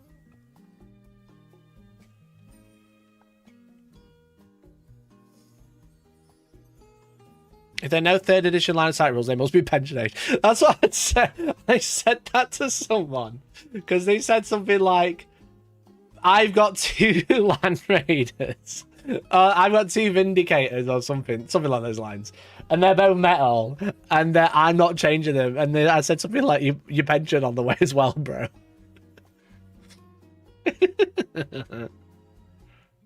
You know? No, Zap, I totally agree. I'm banning the word optional if you keep saying it and you're not adding to the conversation.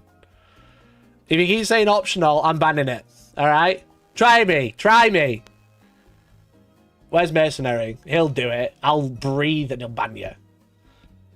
All this chat for a tongue. Let's go to Legends 3 weeks. I'm trying to milk it before it goes, bro. Can you not tell? This is why the competitive scene is ruining the hobby. Destroying creativity to appease the tournament players. What isn't creative about asking you to build your models? As an Eldar, mainly Harlequins player, I personally love the profile of the Wave Serpent. And yes, those fins should be on there. I'm sorry? Asking people to build their models is why the competitive scene is in the hobby. Yes, you should build your Wave Serpent. Pardon? Bro, whose side are you on?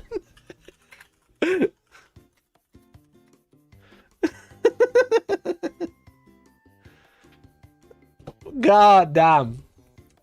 I agree with you fully. I'm a veteran of the pedantic wars. We were rooted at the battle over die/dice when the literally figuratively front collapsed. Keep the good fight up. No, I appreciate it, man. Thanks, bro. That's what I say.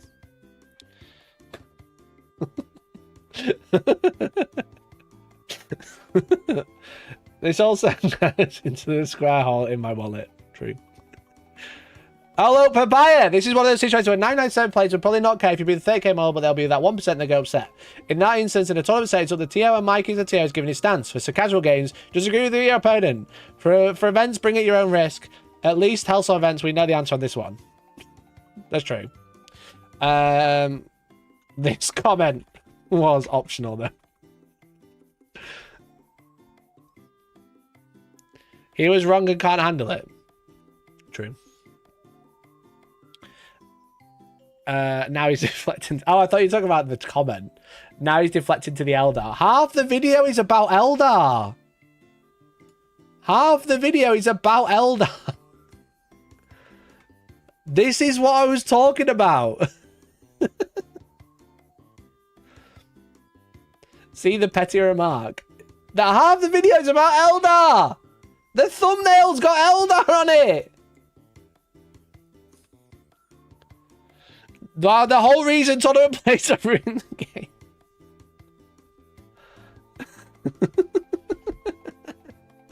How are you how Tournament plays ruined it for asking you to build your model? I don't get it. What is this vitriol towards people who ask you to fucking just put your model together? You're literally unplayable. Just glue your models together. I know glue's expensive. I'm not huffing copium. Shut up. Might as well just play the boxes. Yeah, just fucking throw a pile of sprues on the fucking board. Why not? Doesn't say you have to build it. Where in the rules does it say you have to build the model? 4K spoiled, no longer playing. What about push fits deck? Jim Martin down there saying, say my name.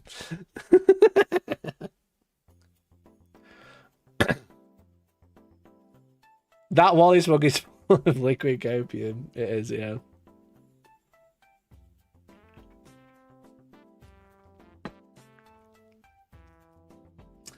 What if bits fall off and we can't find them?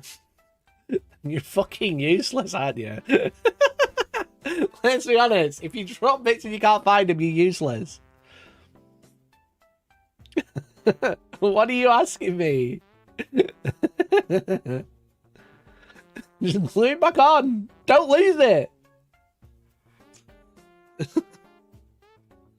Do I just assemble my models? Can I stack them on the bases? Yeah, put a lump of blue tack, mate. And then just put the things on that are mandatory. Because it doesn't say you have to.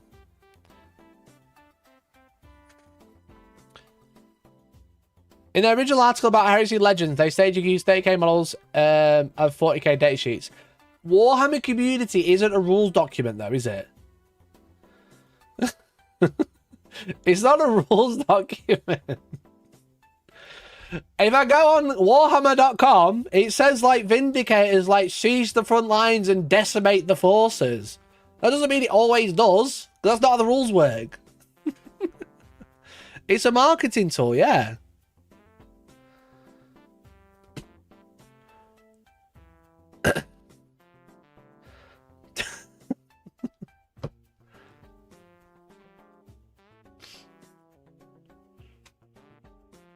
Martin says, 1, you are petty, especially with the Vindicator.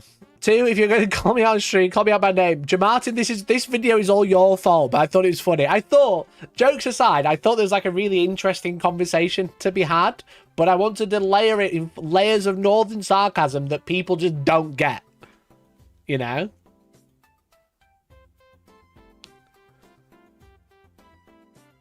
What do you mean? So Grotmas does not count then as it's from Warhammer Community?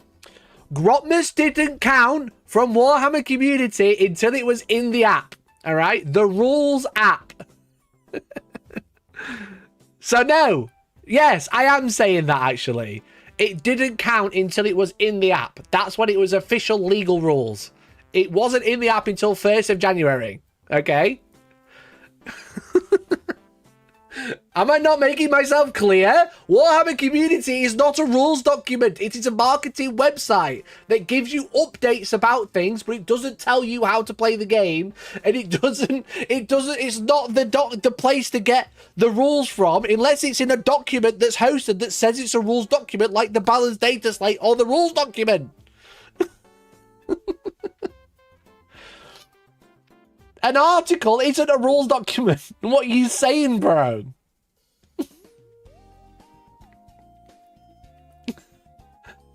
Jamartin has ruined Warhammer. Anyone about Sundays? It's true. He did ruin it. In the future, you should just hold up a sarcasm sign. I think I need, even for this stream, big, large text that says sarcasm flashing. You know?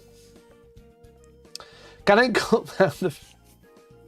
Fucking kill me, bro. Fucking kill me. Can I carve the pictures of the models on the box and glue them to my bases? Fucking do what you want. I don't care. I don't care. Like the allegedly. Yeah, I need the allegedly for every fucking thing I say now. Just think about this. There's this much argument over a model that being the wrong size and people still want scatter dice and templates.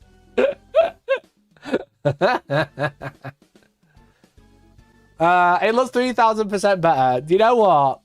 I would have agreed with this until I built the Vindicator, and I actually really love it. I think I've actually just preferred the proper one.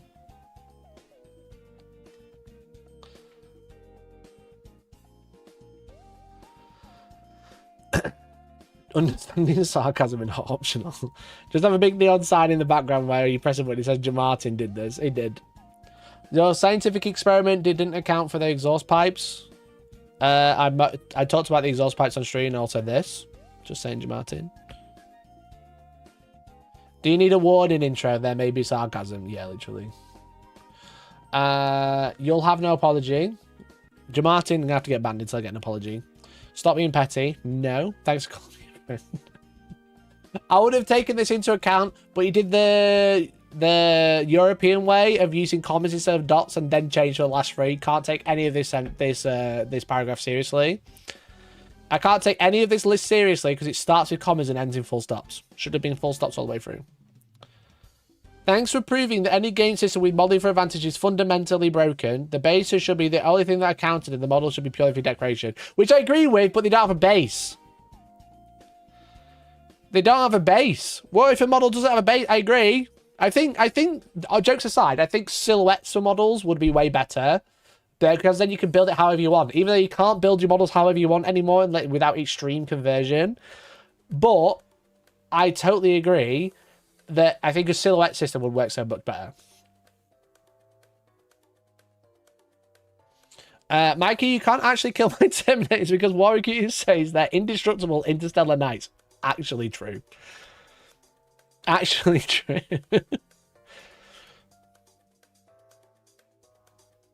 The verticality makes things fun. Yeah, but I think there's I don't know how they do it, but like a silhouette of like having verticality with verticality, you know?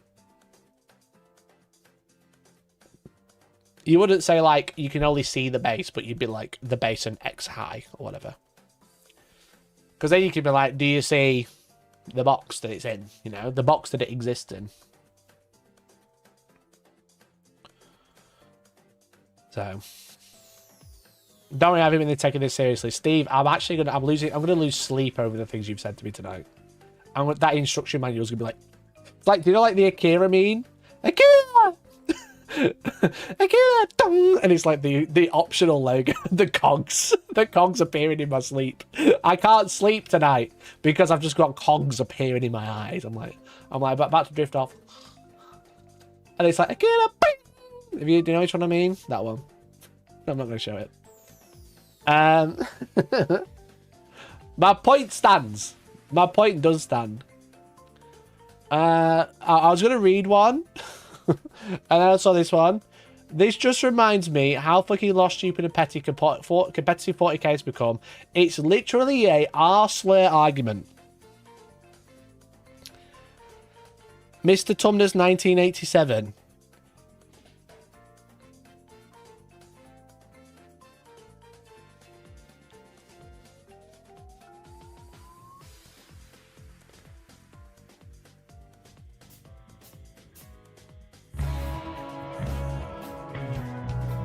I've seen enough.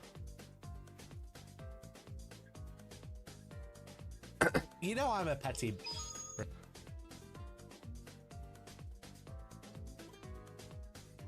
When I say I got no comments, my video's been removed.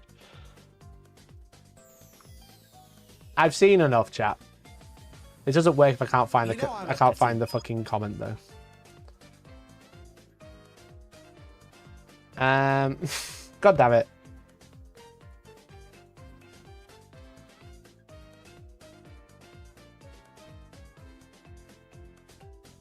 So anyway, I'm sorry your music career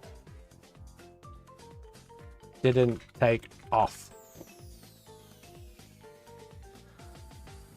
Yeah, we don't take slurs, bro. Goodbye. I don't ban people often. But if you're gonna come in the comment section and use slurs, maybe it's time to go. Maybe it's time to go, bro. Anyway, where was I?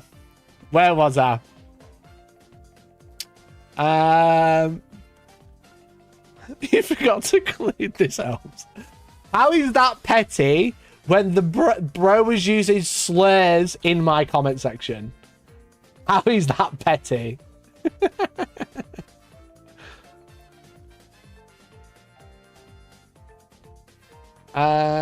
Look at latest video discussion. Is this Legion? See, that could work, I think.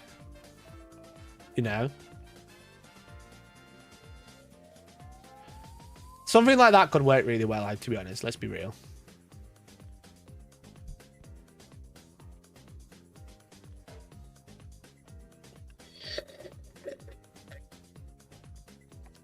Slurs aren't optional. Slurs are optional, actually. When you type in something, slurs are optional, and the option is you don't use them. Not like you would use the Vindicator. Explain. So I think this is like a silhouette card that you put over a model to say where it is, you know, or where it's standing. So for example, this. This is all in the Discord, by the way. Especially what Discord. You know? So like the silhouette of a model is its line of sight.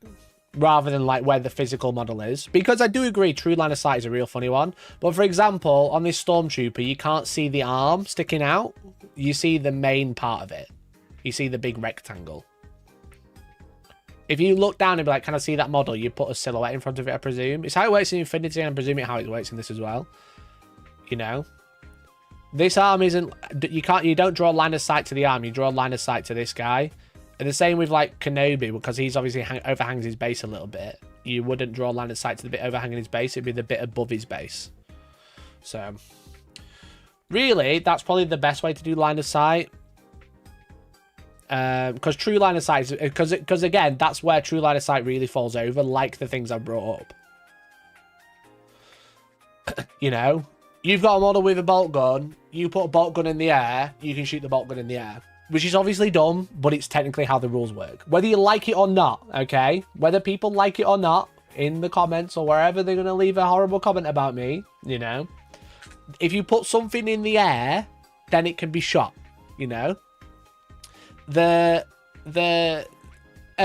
Gladiator, the new Space Marine Prime Ice vehicles, have aerials, okay? The aerial is part of the model.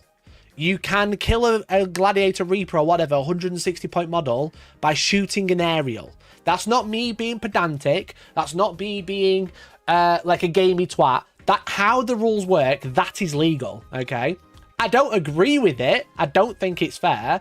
But if we look at the game as the rules as they are written down, and we're looking at a competitive setting, you know, the aerials are part of the model and you can shoot them because any part of the model can be used to draw line of sight. The tip of Magnus's wing that's up here away from him, you know, the feathers right at the top, you can draw line of sight to them, which is why I brought up the fact that building the model correctly is super important. You know, it's like that is really important. Like when it says Sea Shield is optional, Lambo, you're gonna time out. Lambo, you're gonna time out. None of this hate speech in my chat. None of this hate speech in my chat. Not for free. Not for free. I will only be taking hate speech via postcards in the chat. Okay. Hate speech via postcards in the chat, and they cost money. Okay. I didn't ban him. I just deleted this message. I didn't even ban him. I just deleted the message. Just because you hate it doesn't make it hate speech. No, yeah, it does, actually. That's exactly how this works. Some of my aerials have snapped off due to use and accidents. Am I cheating? Do you want the real answer or the one you want to hear? Because the real answer is yes.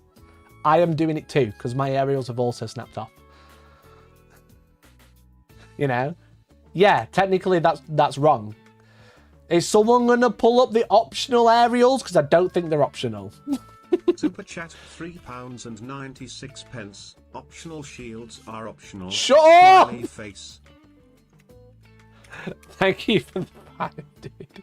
Thank you for the 5, I'd appreciate it. We got the gladiator here.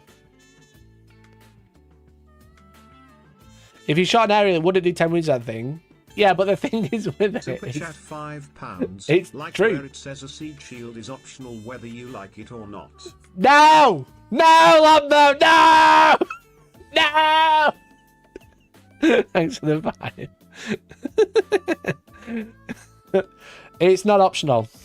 Alright? Having a siege shield is now not optional to attend a Hellstorm event. But I will give you a discount. But you have to be equipped with a siege shield. So look, not optional because this is a gladiator variant that it's offering. 1, 2, 3. Okay. But yeah, the aerials aren't optional. It's optional for the variant of gladiator, but they all have the aerial. Wouldn't it be nice if we read build instructions while building a model? It shows you which parts are optional, you know. I'm not being funny, okay? No, because you are right. I am actually getting mad now. I am actually getting mad now. If I turned up to a tournament and my 40k Vindicator didn't have the shield on, you would look at me gone out. But if I turned up with a 30k one, that's fine. That's fine. No, you know that's not fine. You know that's not fine. In a tournament competitive environment, that's not fine. Okay? If I turn up and the sea shield is missing, you're like, where's your sea shield? Use the 30k one, you're like, whatever. Shut up. Shut up. How am I going to fit sea shield to intercessors? That's your problem. That's your problem, not mine. However, yeah, so if you've got aerials on the model and they've broken off, by the letter of the rules, it's cheating, okay? Now, Georgie, very kindly, because it fits here, Georgie very kindly sent me a clip of Sex and the City, okay? This is very funny because it reminds Georgie of an episode of Sex and the City. 96 pence. If anything, this makes the case that optional equipment should cost points. Pay the points, use the shield, use the ability, no shield, no ability. Jokes aside, totally agree. Thank you for the 5. Totally agree. Okay. Jack, let's talk about the cheating curve. Okay. Let's talk about the cheating curve in Sex and the City. I know this video has about 4 pixels, but please listen, okay? It's very important that you listen to Sex and the City for like a minute. To me that says made for life, made for life. Sweetheart, you can't go Ignore this every bit. fucking It's the little next voice bit. that runs through your head. It'll drive you nuts. The problem is that This you bit. two have very different definitions of what constitutes cheating. Well, I don't That's true. tolerate it. And I'm more forgiving and realistic about human nature. That's because you cheat.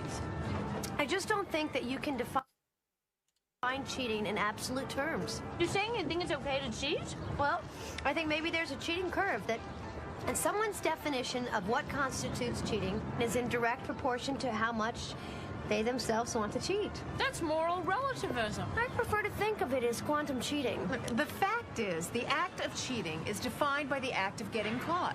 One doesn't exist without the other. Exactly, Samantha, I think her name is. Probably. The thing is, I think this the stream didn't die. The thing is, you know, I put out a video where I said everybody's cheating. Because I look at the game and I make videos about the game to the letter of the rules, okay? Because because I'm bringing conversations to the conversation. You know, I'm bringing topics to a conversation and bringing it up and going, you know, look, technically, we're all cheating. We're all cheating, okay? Because there's a level of cheating. It's called the cheating curve. That's what they call it in this video. You know, there's a level of cheating that people will accept and ignore. I think ignoring a few millimeters as a vindicator is something that most people will accept. I think putting models on cork bases is a level of cheating that people will accept. However, it's technically cheating because you're building your model in a different way than it tells you in the instructions. The seed shield isn't optional, but the point is, okay, there's like a level of cheating that most people accept. And that's the curve, you know? If you want to get really into it and you want to really like hammer that point home, is that more people who cheat care less about cheats, you know? If their models are all smashed up and there's bits missing and aerials are bits missing, they're not going to mind if other people do it, okay? But the thing is with it is just like, there's a level of cheat in inverted commas that people don't mind, that people get away with, you know? Things like aerials snapping off, you know? A bit's missing or whatever.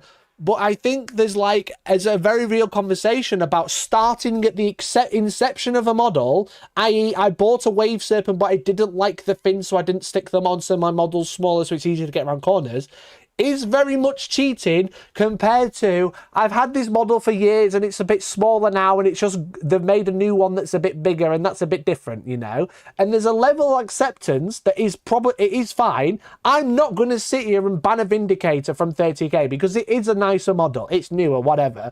However, technically, the model is smaller than the other one, which needs a seed shield because it has a seed shield ability. But the model is smaller, but like the severity of cheating is accepted because it is technically wrong depending what you apply this to, compared to other things like cheating, where people think cheating is exclusively rolling dice behind the wall and saying it's a 6 when it's a 2. You know, that's the level of cheating that people don't accept, but they fail to understand that by the letter of the rules, if they break bits off their model, it's not the original model, so it's smaller, it's modeled for advantage. That is just correct. That is just how it is. That's just like, it's just so frustrating because it's like, for God's sake, you know what I mean? Like, I'm not saying you're the worst person in existence, but the rules are being broken, but we're looking over it because it's kind of minor. But it is minor. That's the thing. Clearly, Mikey hates conversion. Sad day for our community.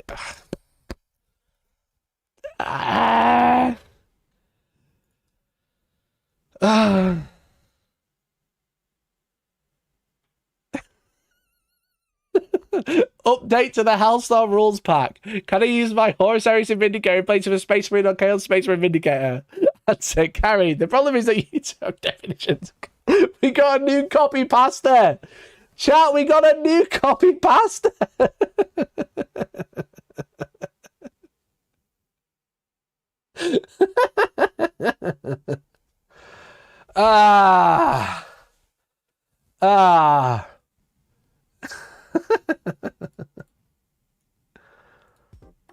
Anyway.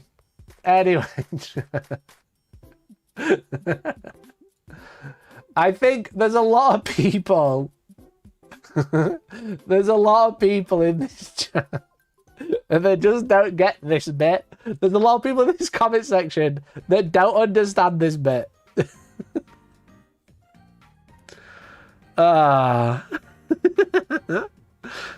Mikey hates the hobby of people who decide not to add optional extras. Oh dear. That's not true. It's just not true. Oh dear, I'm bored of reading them now. I've had enough. I've talked about Sex and the City. I'm running tournaments. You can use your 30k Vindicators if you want. And if you turn up and if you turn up to a tournament with no sea shield, I'm going to call you a cunt.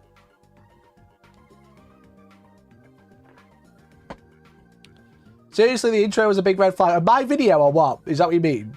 I felt like my video was being pretty obvious. I thought I'd broken it down into quite a funny video. I didn't realize I had to label each segment. Mikey, just remember that at least one Dutch person agrees with you. I can't speak for my counterpart, Martin. Appreciate you. Yeah, I thought I broke down the video, but sometimes I do think the sarcasm's lost. I'm just getting loads of hate for it. So... does a 30k Vindicator have a sea shield ability? It doesn't have a sea shield, so it can't.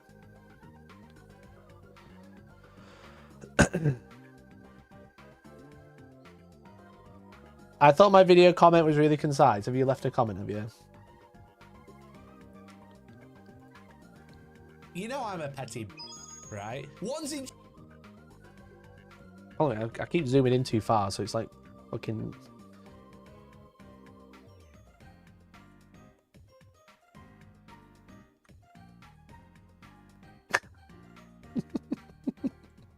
Fuck off, you two. You got this far in other cards back, it's probably earn enough for a new Wallace and Gromit theme mug. Fuck off. So leaving comments! You legit care about this. I never, ever want to play you. It's fucking toys, mate. Also, put the damn vehicles on bases mentioned the base, not the model. Problem solved. Do they hate me or not? Because they hate me and then agree with me straight away. And that's what I don't understand. That's what I don't understand. They hate me and then agree there's an issue. You're a cunt. I hate you. You ruined Warhammer. However, you make a really valid point. Stop typing one.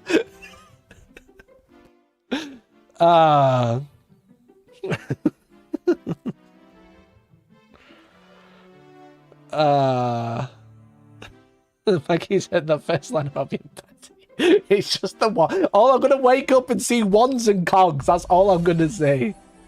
Pepcog, thanks for becoming a member. Holy shit, dude. Guys, thank you so much for being so generous today. I really appreciate it. Anyway, I've had more downvotes since. If you see the video, just downvote it. I've given up now. I would appreciate if you like the video. That'd be cool. I want vehicles on bases so they can make also looking vehicle bases. Yeah, I think vehicles bases on bases looks cool. There's Mr. Nick Baton in it, you know. Not a hugest fan of the person, but he's got his tanks on bases and it looks sick.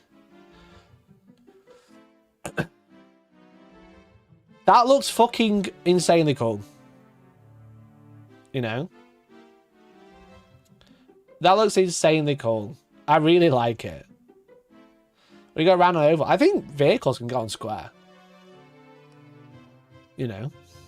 I don't think it matters too much. I'm away to respond to every comment on the video with more rage bait. Please do. I think that looks really sick. I think that looks great. You know what I mean?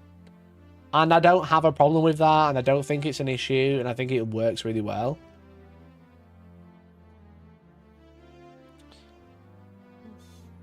Gift Phase, thank you for the gifted. Holy shit, guys. We hit 55 today. It's fucking wild. Actually wild. Thank you. Let's see if there's any more. Probably... Oh, there's a better picture of it, look. Some more pictures. I think it looks really good. Oop. Didn't mean to do that. But guess what? If I was playing against this, I can shoot the flags. By the letter of the rules. You know? As per the rules, I can shoot the flags.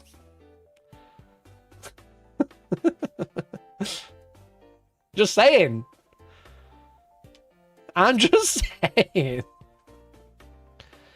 Mikey, I'm not sure Junior wants some big space shapes again. Would it be that much of a problem, do you think? Because it's a square already.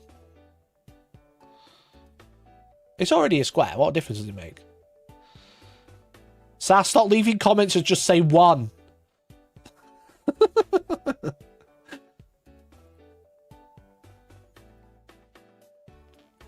Flag on flag violence.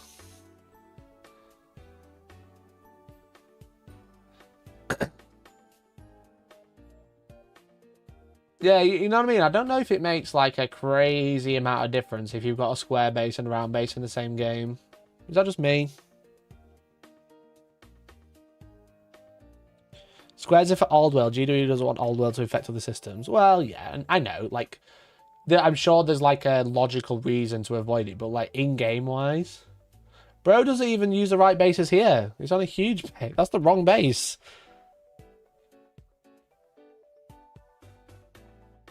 Yeah, that square base would have gone down as an old world sale, true. Yeah, fucking everyone buys square bases for the vehicles. It's like, world, everyone's just buying bases. What the fuck? Maybe they are 3D printing the games. I'm trying to see if there's any more, but I don't think there is. I mean, put his thingy on a rover one. Even that, because the ATV doesn't come on a base, technically. You know? Don't get this job in AOS. Not yet. Not yet. 5 years. I always say AOS gets sustained drama 5 years later. We've had it all. Hides the fact that it has no bottom. No, that was the first one to have no bottom. It does look better on the base, I agree. Chat, I'm making my attack bikes into ATVs. Just saying. Just saying. Don't want to be a hater, but I'm putting my attack bikes on it into ATVs, so they're going to be like attack bike proxies. But they're official GW models, so you can't say anything. Even though they're for the wrong game. Even though they don't have rules anymore. To be fair to him, he doesn't know how to paint an ultramarine, does he? He doesn't know how to paint an ultramarine. Like him or hate him. Anyway. Just want to remind you, I do run 40k and Age of Sigmar events. Okay. Do want to remind you that I do run 40k and Age of Sigmar events. If you remember, you get a discount. There's a discount in the Discord. We've got 40k events and Age of Sigmar events happening. They're all going to be ITC ranked. So that would be cool. If you want to check it out, there's a link in the pinned comment, which is really cool. And that's it. Wordle time. Are events optional? Nope. They are compulsory. Just like the Sea Shield. Don't bikes have legend rules? Yeah. But no one plays Legends. Even casual players don't play Legends. Here we go. Fuck, only one letter. You reusing an I. Don't want to reuse an I. That means stepping in the dark lands of Sheffield. Yeah, it's only on the outskirts, mate. You'll be fine. It's on the main road.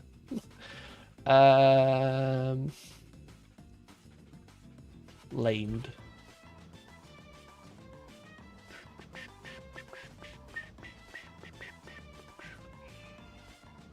Alton. Not in the word list. Oh, no way. No D.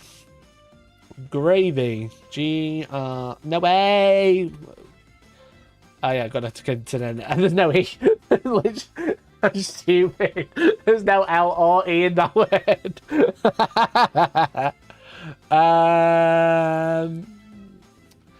I sleep. Me soon.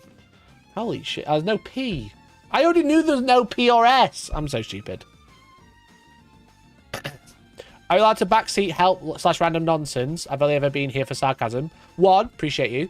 2, the whole point, I try not to read chat whilst I'm playing, because then you guys can guess in the chat together. And then I kind of like go through and say who like got it first. So you won. You win if you get it first, rather than just like getting it, you know.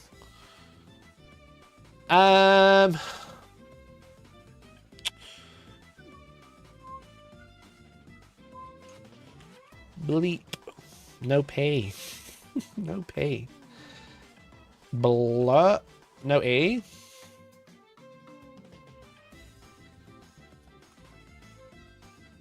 I was going to say bloat, but there's no E in it. Or an A.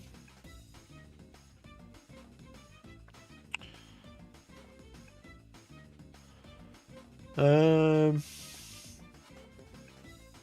know what the letter. It could start with literally anything, but like it just feels like BL.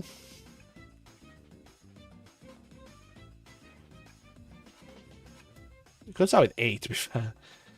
Elope. There's definitely no P. Okay. It's better. Not doing so well on this one.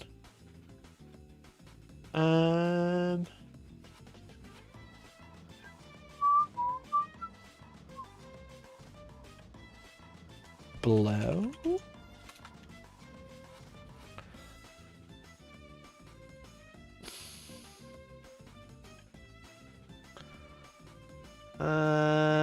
What we got? BL, GL, TL, no. Globe? Oh.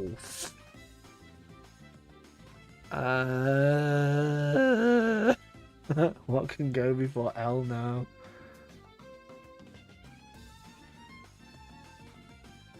Oh no! Oh no!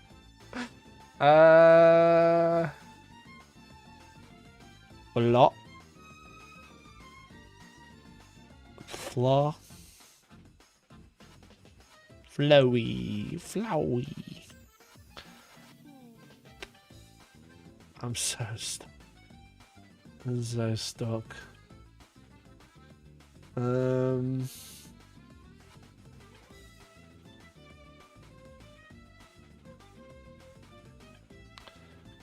There's got to be a word. There's got to be a word there. There's got to be a word there, right?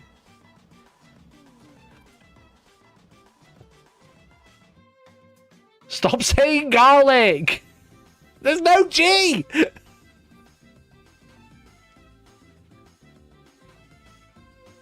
Wait, garlic clove. Oh! Oh dear, Jared. Oh, that was close. That was close. Flute would have been good. Flute would have been a good guess, yeah.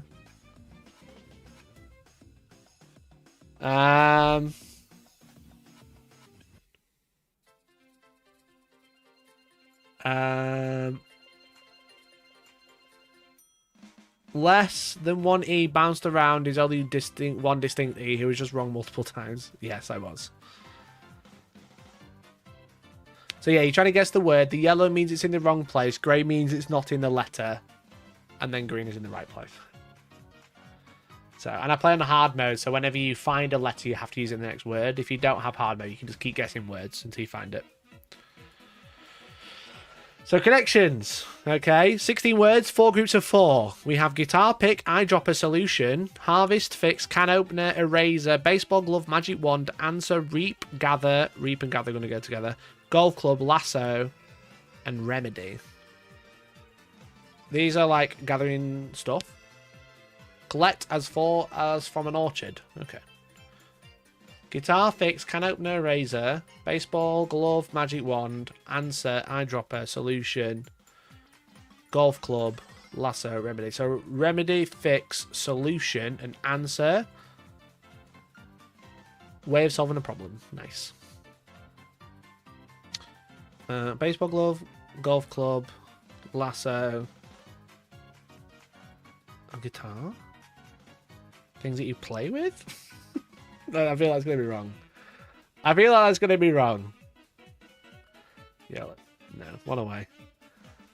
Things that you use in the right hand. Magic wand, eraser, eyedropper, lasso, Photoshop tools. Nailed it. Nailed it. Can opener, golf club, baseball glove, guitar. Things you use in the right hand. Oh, does it make me right or left-handed? That's actually right. Nailed it. Oh, let's go. Got one wrong. I'll take it. I'll take it. Let's go. Nailed it. That was pretty good. It literally got him in the difficulty order as well, I think. I think that's a difficulty order. Like, purple's hardest and green is easiest. I'm pretty sure these two are in the right order. I'm so bad at these. On Sundays, I feel awful because I'm just like, I am actually the dumbest person alive. But then, sometimes it does go together. Sometimes it does go together. You know what I mean? What's next? Guess the game. This is a video game that we get multiple screenshots from. We have to get it in 6 guesses. Dark Souls. Maybe? That ladder doesn't look like it fits in Dark Souls. That ladder doesn't look like it fits in Dark Souls. But it's got the fire on it. Is it Dark Souls 3? Yellow. Yellow. Okay. It's not a Dark Souls game. Very cartoony, though. We've got a skeleton. We've got a tree and a ladder.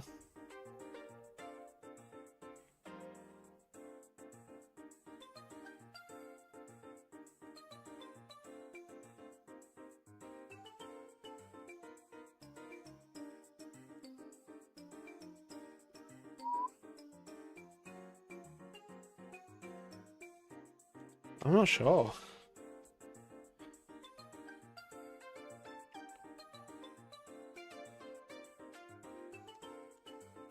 Is it 96%? I was thinking Baldur's Gate. Should I ask George? Yo!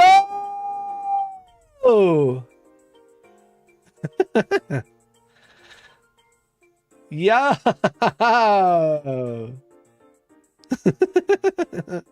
I should have shouted George. I should have shouted Georgie. Waifu succeeded perception check. Yeah, that was a good one. One is a goblin camp, 2 is Underdark. So, just so you know. Where is it? Just read that. All the images from the same game. Yeah, so this one, Mandy, each screenshot is from the same game and they get easier as you go on. It gives you a little bit more information. That's the point. Just for reference, look at this playtime. Not one of those hours is me. Not one of those hours is me.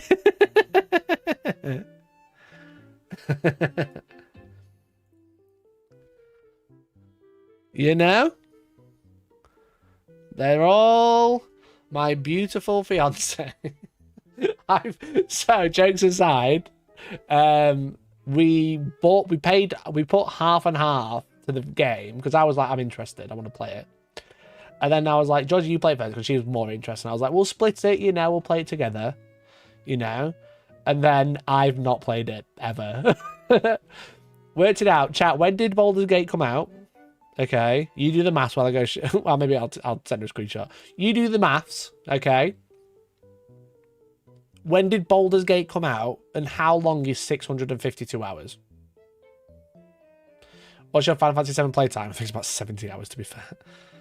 I think it's about 70 hours. Yeah, 69.9, literally 70. 69.9 hours. And that's only been out like a month on Sunday. What do you mean it came out in 1998? When did Baldur's Gate 3 come out? It came out in 2022. It's only 27 days in the space of a year, or 18 months.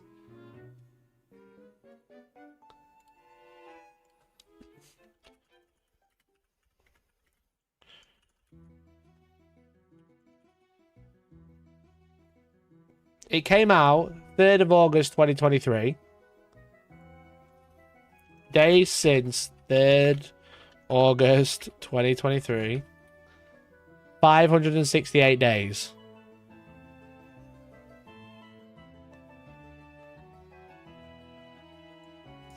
How many days is... How many hours was it? 600 and something? 652.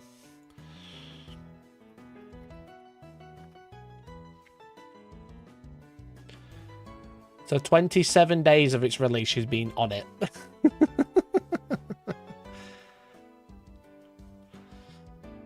Was Dolphin gay porn emulator? After 2 years of playing my playtime is 356 days. Bro, that's brutal. That's brutal. One second, let's send a picture to George to see if she gets it.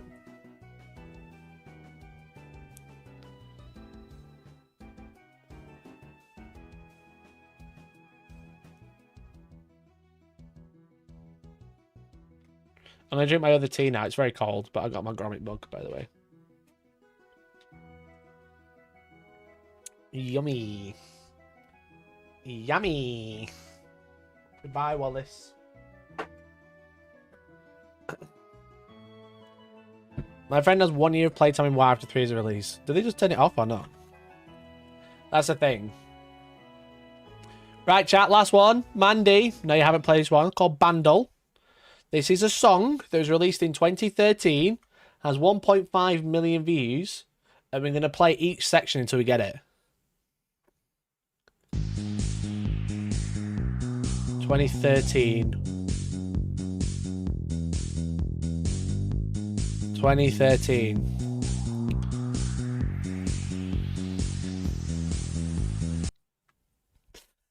Chat. Wait. Chat. There you go. She would have got it in a second. She would have got it in a second. Okay, anyway. Where was I?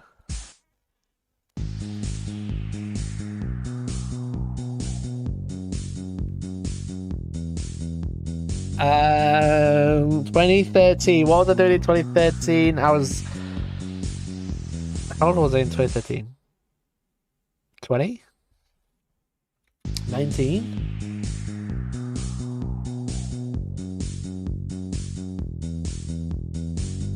Uh, 1.5 billion. 1.5 billion in 2013.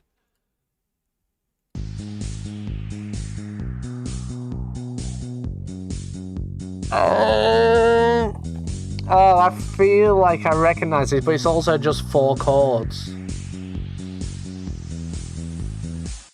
Is it? It's either Katy Perry or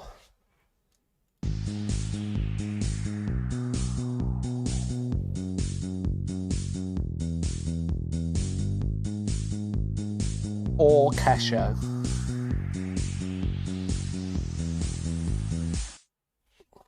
Is it Kesha?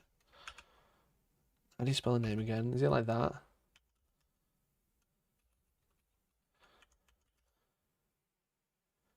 It's not TikTok, that's old. How do you spell a name? Kesha. I'll just spell it the same way. Is it like that?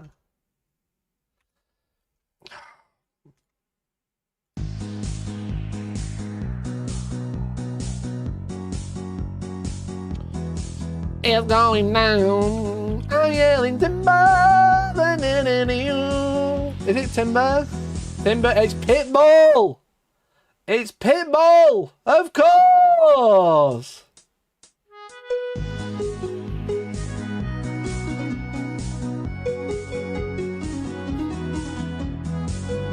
Nailed it in 2, chat. Did anyone get it? Oh yeah, Mercenary got it like really quick. Mercenary got it very quickly. Oh Timber by Pitbull. Didn't even say Kesha. Mr. Worldwide, yeah, literally. Literally Mr. Worldwide.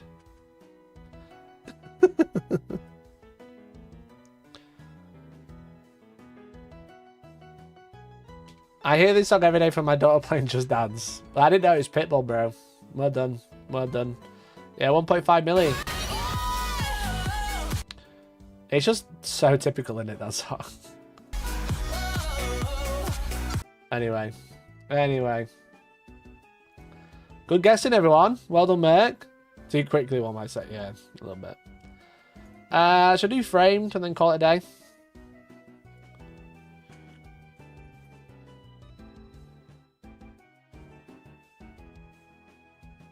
Oh, fucking hell. Here we go. Old shit movie. This one, for anyone who doesn't know, screenshots of a film. Screenshots of a film. Gets easier as you go on. So, I don't know what this film is. It's probably like fucking... what was it called? What was that series of films? Not Only Fools, I'm being stupid. They have like the guy and he says like, oh, matron, that's really famous, but they did loads of films, all the same actors in different time zones. What is it called now? Carry On. Is it Carry On? Is that what it is? Carry On movie. Carry On. My Wayward Son.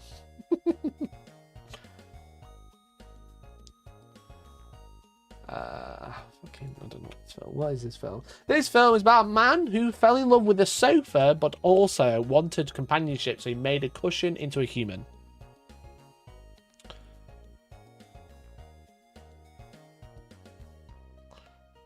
And then they were writing a play about him being in love with the sofa and the cushion.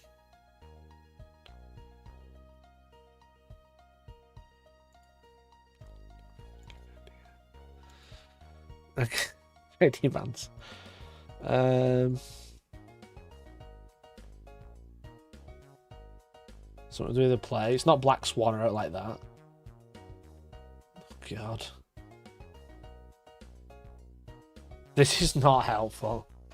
This is not helpful. I hate Framed. I hate Framed so much. Summit play. If I would just type play. It's a play. Airplane. Hairspray. Nope.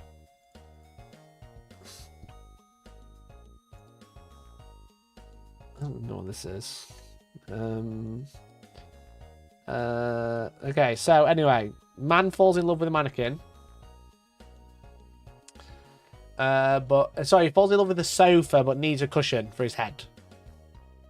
And then they're making a play about the man with the cushion. This is them practicing jumping up and down on the sofa that he's in love with. And this is them... Well, who cares? This is probably like the first movie in colour. This makes it even worse. This makes it even worse. I haven't seen this movie. Singing in the Rain. That was rough. Oh, I got it wrong because I got it wrong because I said singing in the rain. And it's singing in the rain.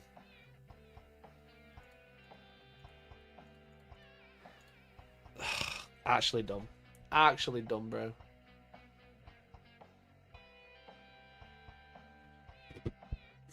Pokemon one. Squirtle was good, to be fair. We'll do Squirtle. Ooh.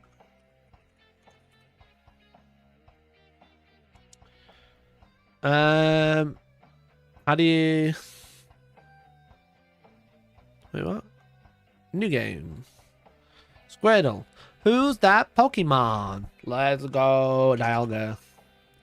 Why not? Why not?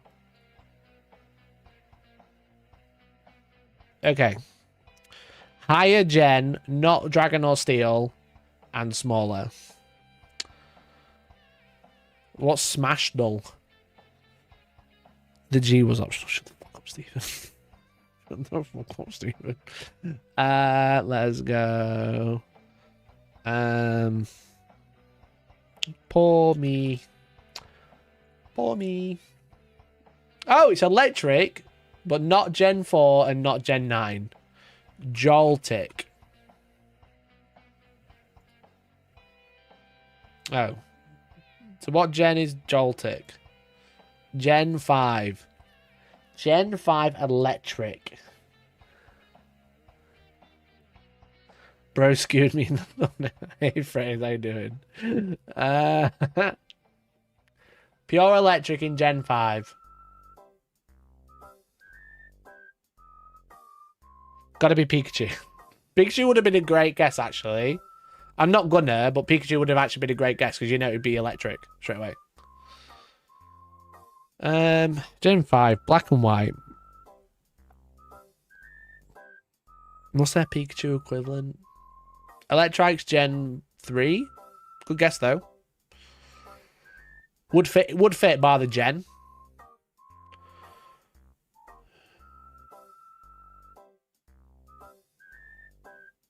Gen 5 electric. What's Gen 5's equivalent of Pikachu? Because they always have one. Pawmi was the Pikachu of Gen 9.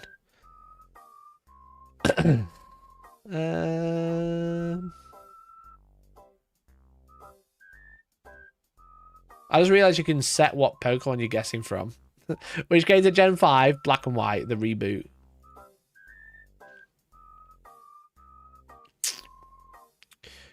Oh, there's that zebra. There's the zebra. What's the zebra one called? Zeb Striker. Oh, what's it evolved from? Rotom's Gen 4. Zeb Striker. Zeb.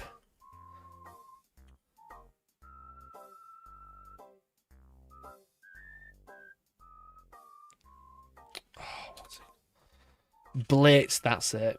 Blitzel, thank you. Whoa, it's not Blitzel! It's smaller than a Blitzel! Emolga, that's a good one. Is that not flying as well? Yeah, it's electric flying Emolga. Plusol is Gen 3. It's from Pokemon Ruby and Sapphire. Emolga's flying, so it doesn't fit. It's just pure electric. Zeb Striker was such a good guess, I thought. That's so close. It's just smaller than the zebra. I'm trying to think about. I played Black and White 2. It like late last year.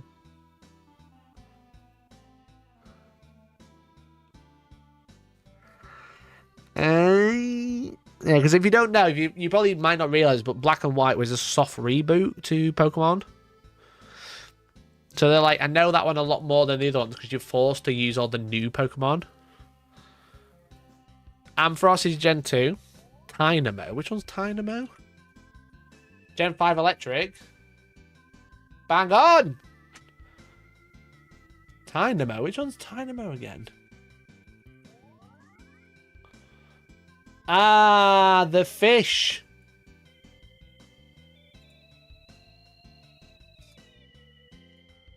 I forgot about that guy. Completely slipped my mind. Well done, Hatman. I feel like Squirtle's a little bit harder. Gen 1, Gen 9. Well, it's not daily games, Squirtle. You just play. And you can set what gen you're playing. That's good, though. That's good. Great job, everyone. Iron Hands is Gen 9, but yeah, and not electric. It's fucking fight. It's fight steel type. Yeah, Tynamo's a great guess. Well done, Merc and Hatman. The sperm Pokemon, yes. It evolves into the eel thing.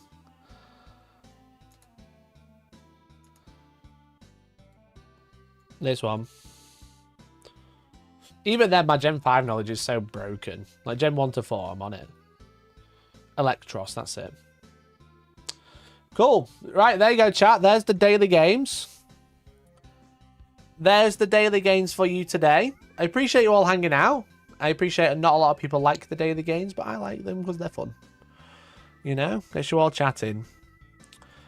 Thanks so much for hanging out, and thanks so much for being so generous tonight, everybody. That's super kind of you. I'm hopefully going to have a video up over the weekend showing off the new studio. I'm filming the first video in the studio tomorrow. And then next week, Monday, Tuesday, Wednesday, Thursday, Friday, I'm live every day playing Battle Report. So please, please, please, please come over and watch them. I'd really appreciate it. An apology video about the vinegar. Nope. Not one. Not one. I'm not backing down. So yeah, so next week, Tuesday, Wednesday, Thursday, Friday. Wednesday, we've got Vince from Pleasant Kenobi or PK's War Room coming to play. And then Thursday, we've got Kirioth coming to play Age of Sigmar. And then Tuesday and Friday, we've got 2 other guests. I just need to go and arrange them because we've basically got some, like, in the air. But it'd be really cool if you come hang out. It's the first live games of the new year. It's the first live games of the new studio. It's probably going to go shit, but it should be a good laugh. So yeah. So thanks so much for watching. I really appreciate it. And hopefully I'll catch you next week. Appreciate you. Thanks so much again. Thanks for all the members. Really appreciate you. Thanks for the goose and the gaffs. Hopefully you liked the crash out. I hope you enjoyed it. I hope you clipped it. Send it around to your friends. Thank you, everyone. Appreciate you. Make sure you join the Discord if you haven't already. Like the stream and leave a comment on my new video saying Mikey the Siege Blade is optional. Make sure you say all those things. Make sure you say all those things and we're going to raid Valrak. All right. See you in a bit. Love you. Bye. Bye. Bye. Bye. Bye. Bye. Bye. Bye. Bye. Bye. Bye. Bye.